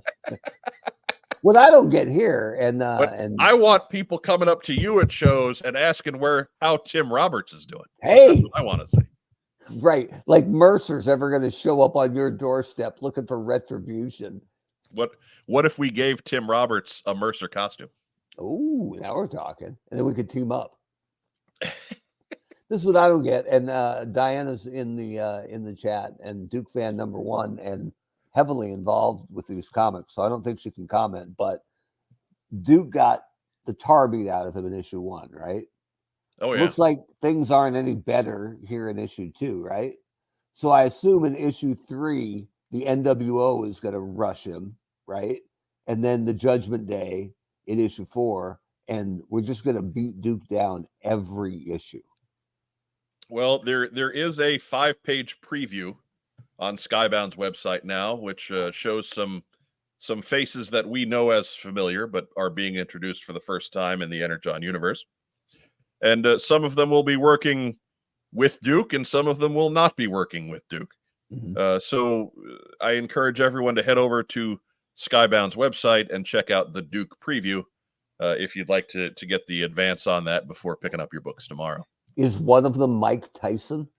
One of them is not Mike Tyson. Okay, just checking. Surprisingly, though, one is Buster Douglas. Oh, Fat Buster? Who Or knew? or in shape for that one fight, Buster? I mean, I don't know. I don't know if he was even really in shape for that one. I think he just caught a couple of lucky ones. Yeah, it's probably true. I mean, you could be a little out of shape when your fists are size of frozen turkeys. That was a big fella. Zaymot CGC has got me all hyped up for issue 5, when apparently the Road Warriors give Duke the Doomsday device. That's going to be a good panel. I hope it's a 2-page spread. Oh, Yes, but to fit in with the universe, they have to call it the Weather Dominator. That's fine. Zaymot CCG also enjoyed the appearance by Dr. Burkhart. So Dr. Adele Burkhart has made her appearance, and sadly her exit from the Energon universe. But set a lot in motion in regards to what I can only assume will be the plot that eventually leads us to the formation of the G.I. Joe team. Remember, we've got Duke and Cobra Commander miniseries, and then 2 other miniseries, and then we'll get to the G.I. Joe book proper, from what I understand about how this is all laying out. Dustin Jeffrey says the corporate ministry beats up Duke at issue 6. And in issue, I hate to spoil this, but I'm gonna. In issue 755, it's Kevin Sullivan and the Dungeon of Doom. So be ready for that. It's the Yeti! Oh no, it's Oz.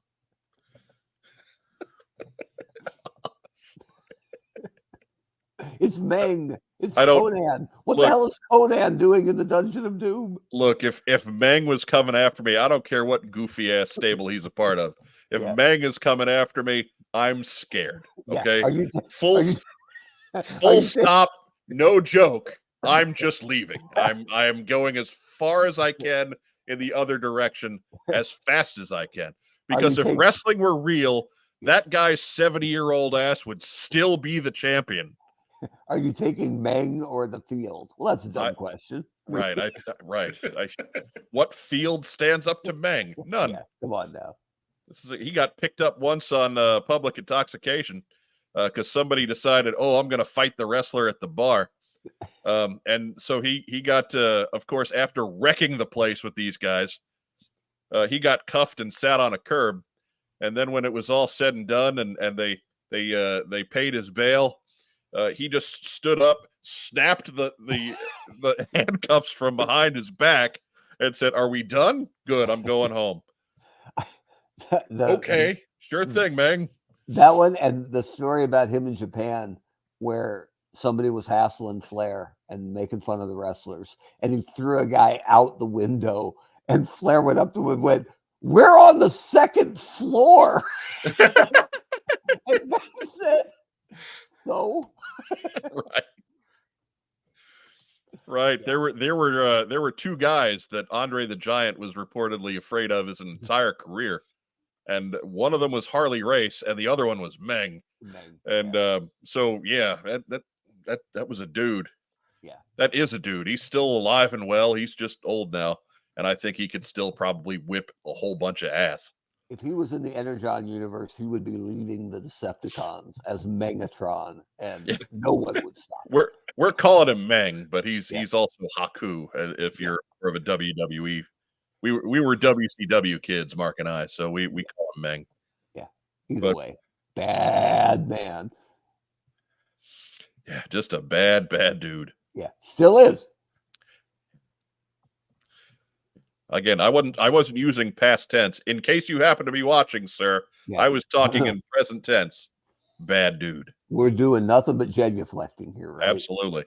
Back when there weren't a lot of shoot interviews, the common question in a lot of them was, if there was a real fight between all of you, Who would, and every one of them would just go bang, bang. Haku, he's that guy. He's Haku, the one. Yep. So this is our combination Duke spoiler discussion / Haku appreciation segment. Well, I just saw Beating Serious, and I thought of Haku. Right. It does trigger that, doesn't it? Yep. But Racktime Rob, do you have anything that you like the best about this series and so far? It reminds me, like I said, you were making the Nomad jokes before, but it does kind of remind me of those times when Captain America would become disillusioned with the government and just kind of go off on his own. And, those are actually, some of them are decent stories. Right. Even sometimes, despite the presence of the Nomad suit, they're still good stories. Yeah. Like I said, that's the original one, and it is a pretty good story. The other one being the Mark Grunwald one, where they introduced John Walker, made him Captain America. Cap was wearing the black suit, and yeah. But also from Skybound, sneak peek of Cobra Commander 2 is up at skybound.com. That book will be available on February 21st. Duke number 1 has gone to second printing with 3 variant covers. That is going to be available on the 14th. And Cobra Commander number 1 second printing, that's going to have 4 variant covers. That's going to be available on the 21st with Cobra Commander number 2. So lots of good stuff here in the Skybound Bits bin. And next news item. Oh, that's it. So we've got the G.I. Joe 3D Printing Podcast presents Chonky Tank Kitty and his Meowler Tank. Be sure to tune into them for all of your Chonky Tank Kitty news. They did just post an episode where Mark Gerwig, former guest of the program and friend of the program, designed a Mac 10 and a nightstick set from Mutt that you can get if you head over and check out his wares at Mark II Designs. So be sure to check out the show. Be sure to check out the accessories. Accessorize. And with that note, let's turn it over to our good friends at Kokomo Toys. We'll be back in just a second. Stay with us. We buy, sell, and trade vintage and modern toys. G.I. Joe, Star Wars, Transformers, Marvel, DC, and more. Located in beautiful downtown Kokomo, Indiana, we are open every Wednesday through Saturday from 12 to 5. It's a theme park of nostalgia. Join the thousands of people who have traveled from all over the Midwest for over a decade to buy and sell with us. Get your geek on. And that brings us to tonight's main event, or at least what we covered in the thumbnail.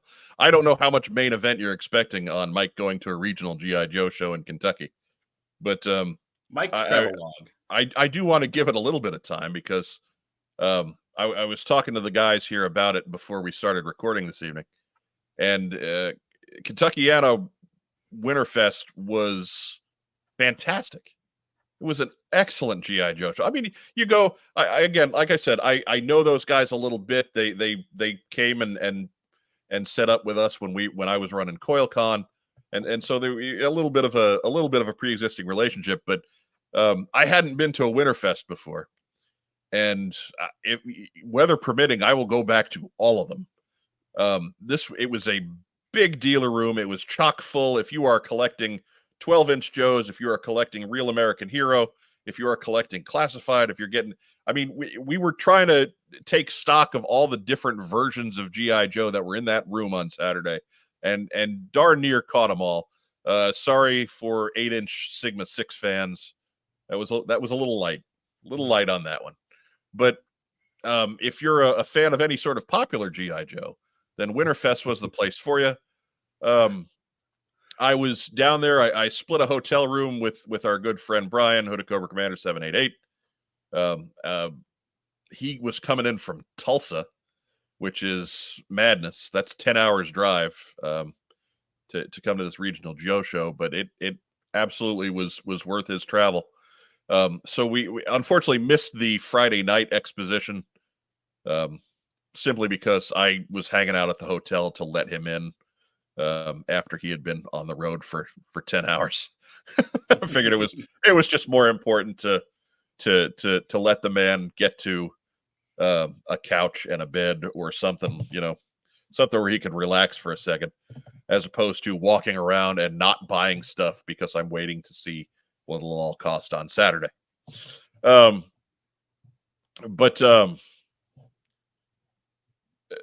Just absolutely amazing. I mean, I'm up here in Indianapolis, so it was literally 2 hours straight south, due south from me. It was an easy drive for me. It even rained on Saturday, but since I was traveling on Friday and Sunday, bone dry. Mhm. So I'm really happy that the weather worked out and that wasn't an issue. And there was just all kinds of good stuff available to you, especially if you are interested at all in the 12-inch GI Joe.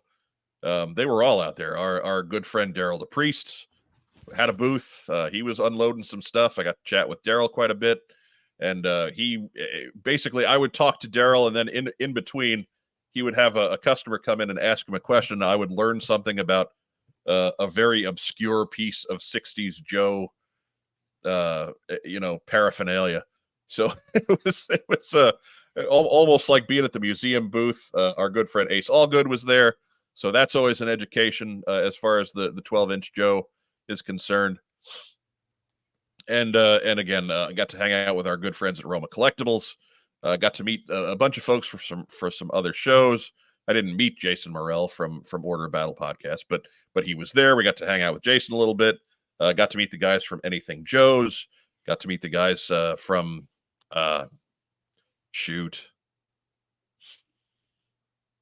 Audible Interlude. Yes, there we go. Got them all. Hey.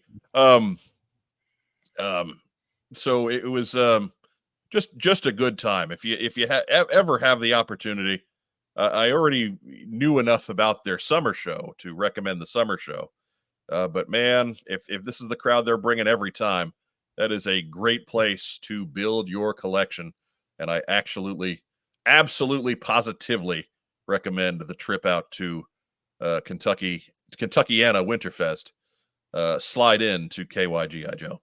I was going to say, so to recap, KYGI Joe was pretty slick. Pretty slick. Pretty slick. No friction. Everybody got along. Smooth. Traveling in on the motion of the ocean. And I know it's a bit of a stretch at this point, but it doesn't matter. It doesn't matter. What if somebody had the over under on new beachheads being added to Mike's collection? Teaser there, yeah. Yeah, and I did post the pictures on our social media as far as what the haul was. I'll save those for what we got in, because there's some other stuff that I've picked up over the last 3 or 4 weeks rather, that haven't really gotten there. There's a lot that Mike has for what we got in this episode. But yeah, just really, it was a great time. Great little show. It was good to be able to just relax and hang out and geek out in a bit. I hadn't gotten to do that in a few, like, this is really the first longer than a day show I had been to since the pandemic. And I realized how much I just missed being able to do that for a couple of days here and there. Because that was something I did quite a bit of before 2020 and hadn't had much of the opportunity to do so since. So, so I'm sure that's coloring my review of it a little bit, but that Winterfest could not have gone off any better than it did. So absolutely recommended. Go if you can.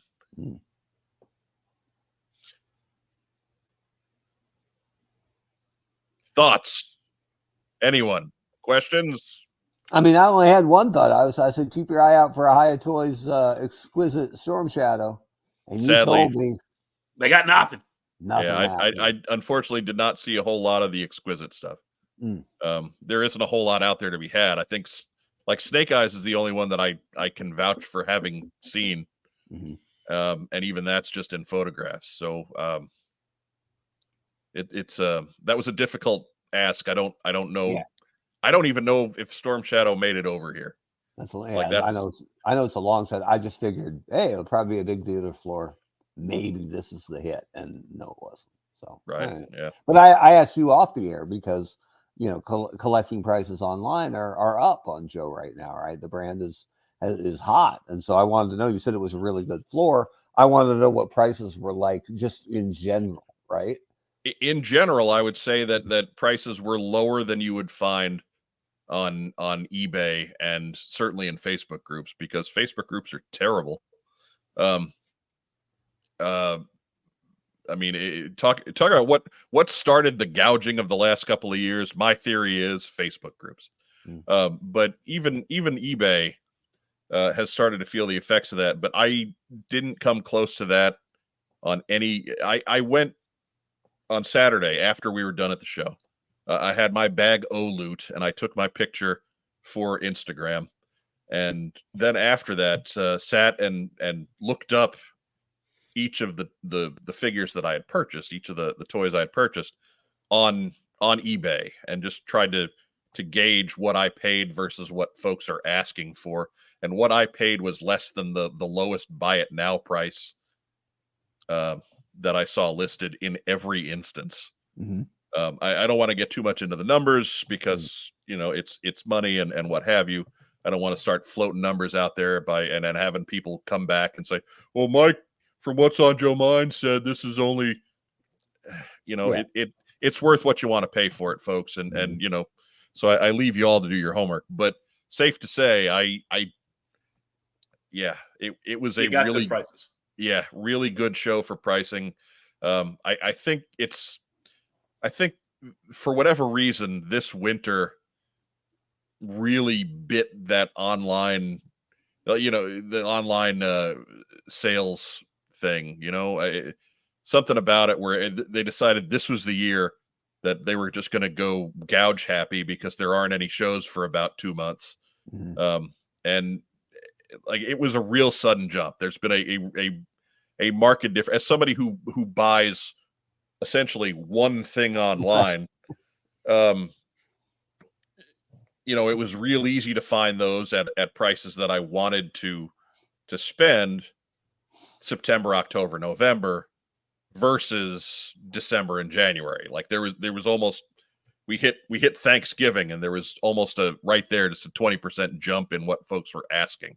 Mm-hmm. So to see that not be really a market thing so much as just folks who make a living on eBay being a little bit greedy thing is, I suppose it's a little bit of puts the mind at ease a little bit.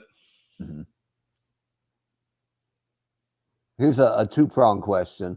Was there anything you considered buying but didn't, but eventually, one of those right on the fence of, this is a little too much, but God, I really want it, that didn't come home? And was there anything just incredible there, right? Like a boxed Brazilian flag or something that just, blows you, that you would never buy in a million years, right? But that it's just cool to see. I don't know that there was anything that super rare. The toy department showed up, and anytime you have the toy department at your show, there's going to be, you have at least an okay G.I. Joe show, but they kind of loaded up on quantity as opposed to quality. I know they have some of that really super rare stuff that they bring around from time to time. That stuff wasn't too much in attendance, but complete flags were there to be had. Complete terradromes were there to be had. I didn't see, there were a couple of Defiance, but they weren't in great shape. That I saw. Again, it's entirely possible that there was something out there and I just missed it because I was not under any circumstances looking to buy those humongous items. Truthfully, I wasn't there to buy as much stuff as I bought. I was just kind of going to go. But I got 5 beachheads. And I left beachheads on the floor. I did not. Normally, when I go to a show, there's maybe 2, and I'll get them both and feel like I did a really good job. No, there was plenty out there that just It was not happening. We were not going to run. We're not going to run the clean sweep. Right. So I feel a little, ironically though, clean sweep figures $3. Right. Yeah, 4 for 10 though. woohoo! Yeah. 2 for 1, 1 for nothing. Right. It was somebody out there. There's some guy out there who has a clean sweep army who's just gearing up to take on Adam Riches and the Royal Guards. Right. It's gonna be a hell of a fight. oh my goodness. Actually, he just wants to over and over just recreate that scene of Bill Murray cleaning out the pool in Caddyshack. Right. Is that so bad? Why don't we go ahead and roll into what we got in? Racktime Rob, why don't you kick us off? Well, I mean, it's been a long time, and I can't remember anymore. I'll go with my most recent.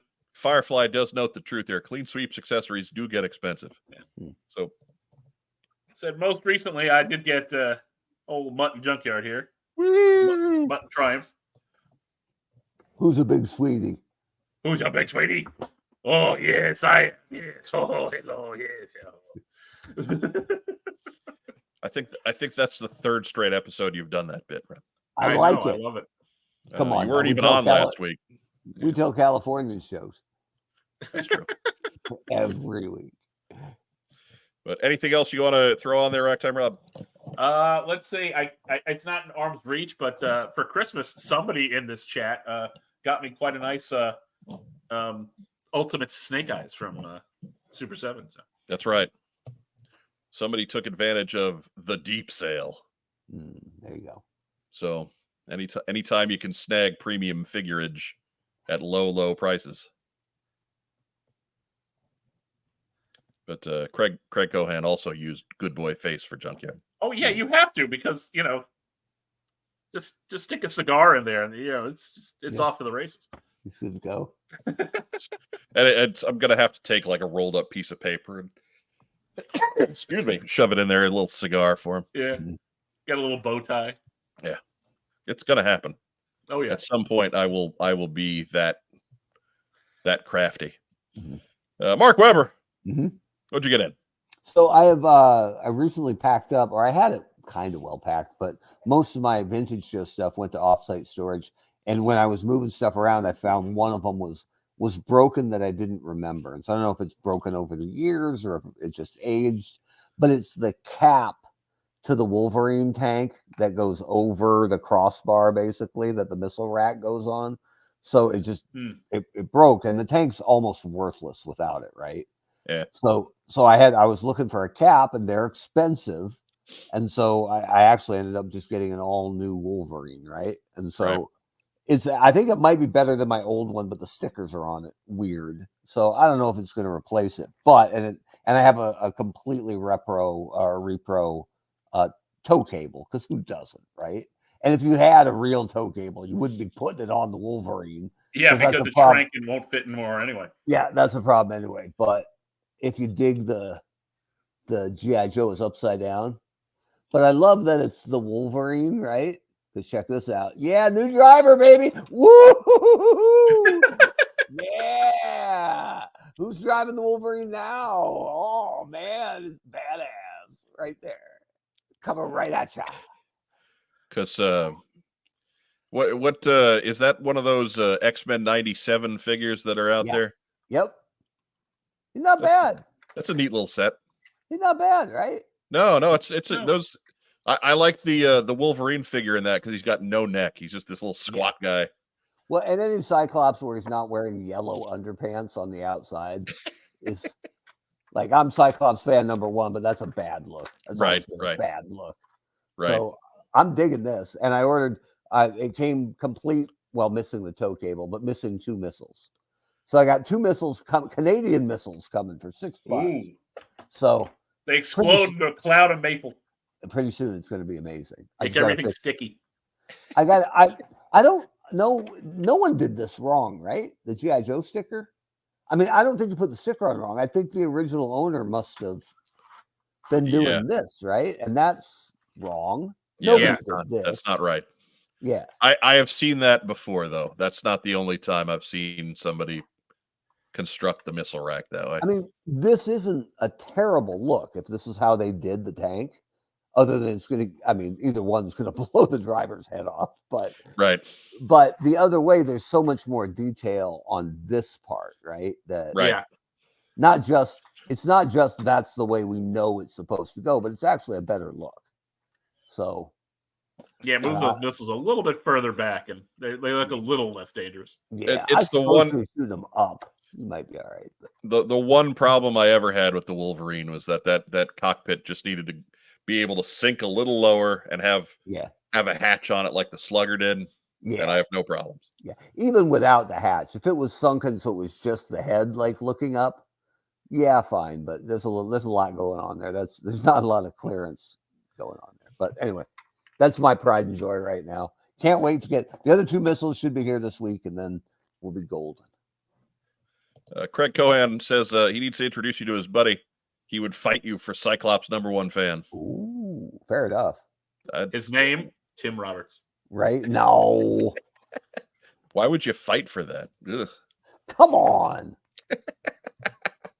If they made a spider Cyclops, you'd like him. Probably. Yeah. I mean, probably, but that overpowered though. That's a serious upgrade in regards to coolness. To Spider-Man, yeah. Hey, Spider-Man's finally cool. Who knew? Sure, you go ahead with that. But as for me, we got. I had enough that I'm not going to show it up in front of the camera because there's too much. So I just took pictures. Oh, the Target doing his job. Yeah, this is what we got in. Lawn darting. This is over several weeks here. You can see there's Slaughter's Marauders Footloose is back there still. We got Tomax and Zaymot and Thrasher. I think I did show them a couple weeks ago when we actually got time to squeeze this in a little bit. And there, of course, nine beachheads. And of course, Target having his gravity problems. There's a Sonic Fighter Tunnel Rat having similar gravity problems, and that backpack is so gigantic that there's no possible way for any figure to actually stand. So I figured it was just more comical to have him stuck on his back like a turtle. Like Randy in the snow. He's the Target in the Target training program, obviously. Right. They threw him off the top riser backpack first. And then of course they're being accosted by the various mascots we've accumulated over the years. I do like that Target broke his neck on the sidewalk and Beachhead thought that wasn't good enough, so he shot him in the junk. Come on. That's just not mean. shoot. He's like 8 feet behind him, man. He's not shooting anybody in the junk. That's just mean. He's already dead. He's already dead. He just walked right up to that dead, broken neck Target, blasted him down low and said, "Roll Tide, bitch." You know that's exactly what happened. Firefly says that's his favorite Tunnel Rat, and that one too. That's the paint on it is great. Yeah. Whoever had that one did not play with it very much. That's really good condition. I don't have that. I might need to get that and take the backpack off. Yeah, I mean the backpack just comes off on it. It's not bolted on, or it's not one of those. All right. No, those are. It's just a backpack in the peg. Like a regular backpack. It's just huge. Take that backpack off and put it on Target so he can land quicker. There's a thing called maximum velocity. Yeah, so he would hit that quicker, but he wouldn't go any faster, I guess. The backpack might have its own maximum. Yeah, that's a good point. He'd make a bigger whole crater. Yeah, it's comically large. Beachhead was from Auburn. He wouldn't say Roll Tide. He'd say War Eagle. Yeah. Beachhead was from Auburn. Fair enough. That's only the talking ones were bolted on. This is the one that's the backpack that's got all the different weapon sounds. I think it doesn't work where the batteries are dead one way or the other. I think I took in my Lazy Bastard custom days. I think I took the Battle Commander Stalker. That was the one in the black jacket, right? Yeah. Uh-huh. I think I took that backpack off and the Sammy Davis Jr. head And I think I put the battle core or whatever, like just the black ski cap. I think I put that hat on it, and it kind of worked. Yeah, I imagine it would. Not bad. That Sammy So Davis face was bad. It was a little extra grimacy. Yeah. Yeah. So you're saying that some of the buttons on the Stalker backpack, one would play Mr. Bojangles and the other one would do the Candyman? Right. It was Yeah. machine gun, grenade launcher, Yeah. Laser, Candyman. Mhm. Who can make the sun rise? Anyway. One of them called the Rat Pack to come help him. Right. Not Peter Lawford though. No, no. That guy's a butt. Yeah, he's So, anyways, this is all what was accumulated pre Kentuckiana. Oh, And then here's the haul from Kentuckiana. oh, now we're talking. So we got 5 more. Plus we got that vamp with clutch, and it's got both the gas cans and the steering wheel and all that cool stuff. It's got a nice 83 flash for the not nearly as ginormous Flash Mob 83. I got a couple of Zartans there. They were sold together because neither of them are in particularly great shape, but one of them is good enough. Because I only have one Zartan from when I was a kid, and the waist piece on it is busted. So I needed one to replace that. I've got most of the other stuff. I think I'm missing his pistol. It's in the tree. In the Right. grass under the tree. at Grandma's It's in house. the grass. Yeah, in Bay City, Michigan. But Hey, that flash looks cherry. Is he as good He- as it looks from here? he's a real good one. Yeah, he's a real good one. And again, really less expensive than Because I was those- expecting to pay. So The 83, the arm, the deco on the arm goes away in a heartbeat. On Yeah, most of them. I mean, it's It's just a painted. yeah, It's a dab of it's a paint, painted yeah. patch, and Yeah. it's in a very, that's an area that gets a lot of handling because you're moving his arms around. Yeah. So finding one with those is really, that's really what you're looking for. But Oh, there he is. Woo, there he is. What's fastest man alive? He is. And Not quoted in this article. Disappointed Mrs. Flash. But so we got a couple of Zartans there. The other one, he's good for parts, but he's got the busted waist piece, so he's Holy smokes! just kind of flopping around there.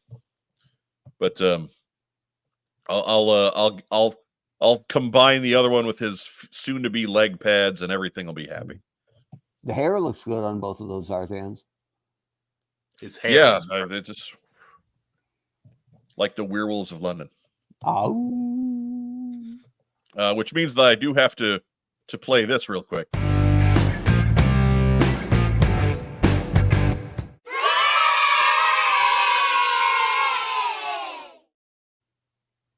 Yeah, we're up to 142. Mhm. Because since I've been home, another one came from yeah. I keep saying be patient and find auctions that work in your price range, and then it happens. So I jump on it. So what can I tell you? Be patient, but not that patient. and you bought a Mercer figure. No, I actually got a couple Mercers already. I don't need another Mercer. I saw one in the photo. No, that was a Viper. What's the difference? That's a Mercer that's not a quitter. That's an early Mercer. That's Mercer V1 or V0. V negative one? I don't know. Let's move it. For year one. It's Let's his move rookie ahead. card. Let's move ahead to shout-outs. Rack Time Rob. Shout out to the studio audience. Thank you for tuning in each and every week. You crazy, wacky kids, yeah. What else you got, Rack Time Rob? That'll do it. All right. Mark Weber. I'm going to shout out to my big brother, Mike, because today in a class I was sitting in, kids were talking about how mean their siblings were. And I told the classic Weber story of 3rd grade Mark sitting across from 6th grade Mike with his, I don't know, meatloaf and peas and a tall glass of milk. And every time I would take a drink of the milk, my brother across the table would go. And I, what's so funny? What's so funny? Nothing. He'd say, whatever. Back to the meatloaf. Eat some peas. Drink some milk. What's so funny? Oh, just something at school. Don't worry about it. Whatever. Back to the meatloaf. Back to the peas. Third glug of the milk. I'm getting to the bottom of it, so I got to turn it way up. And that's when his retainer slid out of the bottom of the milk into my mouth. You've told that one before. Such a dick move. Anyway, I told that story today to howls of laughter from the sixth graders today at BCA. So how many of their third grade siblings dealt with that tonight, do you think? probably, yeah, right. The gift that keeps on giving. So Right. good for Mike Weber, retired cop and criminal mastermind. No. I want to give a shout out to everybody who we saw this weekend at Kentuckiana. I don't want to go ahead and list that because I know I'd forget somebody, and when you forget people, they get mad. So if I saw you, met you, chatted with you, gave you one of our slick business cards through our slick business card dispenser, hand off one of our cool clicky pens, thank you. Appreciate you being there. Appreciate you watching the show and tuning in and stopping to say, hey. So many times you like folks will say, oh yeah, I went to so-and-so and I saw you do a panel at JoeCon, and it's like, did you stop and say hi? No, I didn't want to do that. You guys are busy. Yeah. No, we're not that busy. So we're always happy when you guys stop and say hi and at least give a face to put on a name. Want to reiterate Rob's shout out to our studio audience. Thank you so much for being here every week. If you're catching us on replay, we appreciate you just as much. So please do all the cool YouTube things. Like the video, subscribe to the channel. I think I did that backwards. Like the video, subscribe to the channel. Leave a big boy comment down below. Be sure to check out our other social media down there while you're there. If you got a couple of bucks laying around, we do have a coffee account. Follow the link down below for that. Just if you pledge $1 a month or more, that gets you in our closing credits. As Andrew Gaugen says, what's on Joe mind? We're never that busy. Never. New T-shirt slogan. Right? If you're catching us on Facebook tonight, be sure to give us a thumbs up or a heart or a little huggy guy. We do love little huggy guy, and that does get all those algorithms moving over there as well. We keep growing the channel, but frankly, it's all because of you guys. Please, we're giving you 2 hours plus of free entertainment every week.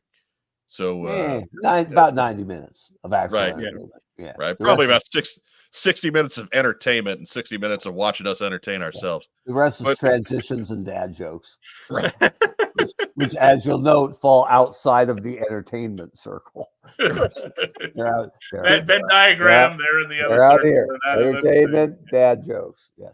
Did you hear the one about? Did you hear about the company that makes the wooden yardsticks?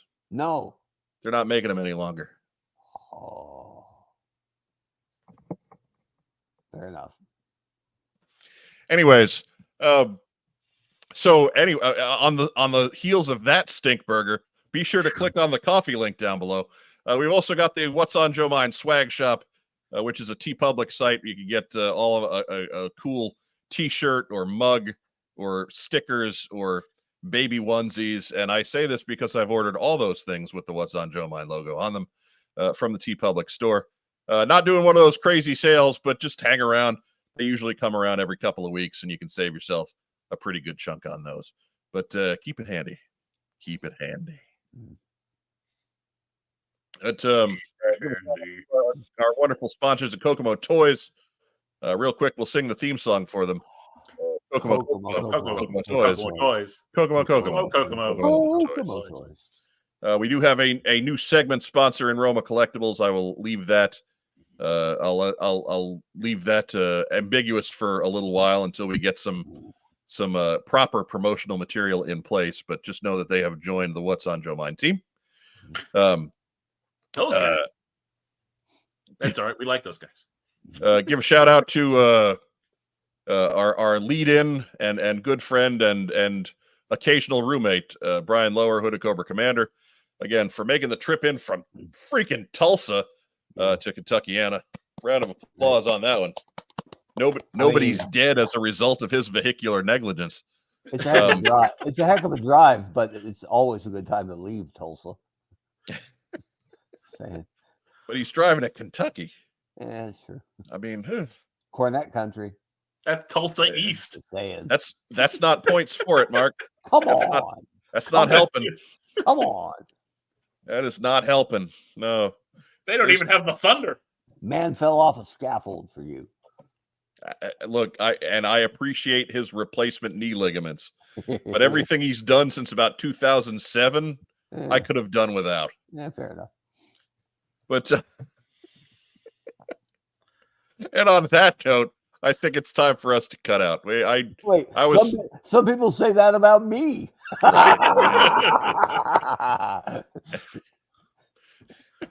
We'll take the blame on that one. Yeah, fair enough. We'll take the blame. We'll take the blame for continuing to toss you up in the public eye. Can't get rid of me. That's our bad.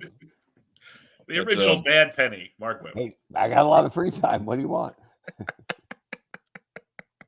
The wooden nickel, Mark Webber. Here I am. As our friend Vagon likes to say, stay safe, and if you can't, be careful. Be sure to join us next week for another, hopefully we'll keep it in the ballpark of 2 hours. I don't know. We have a tough time with that. We like to ramble.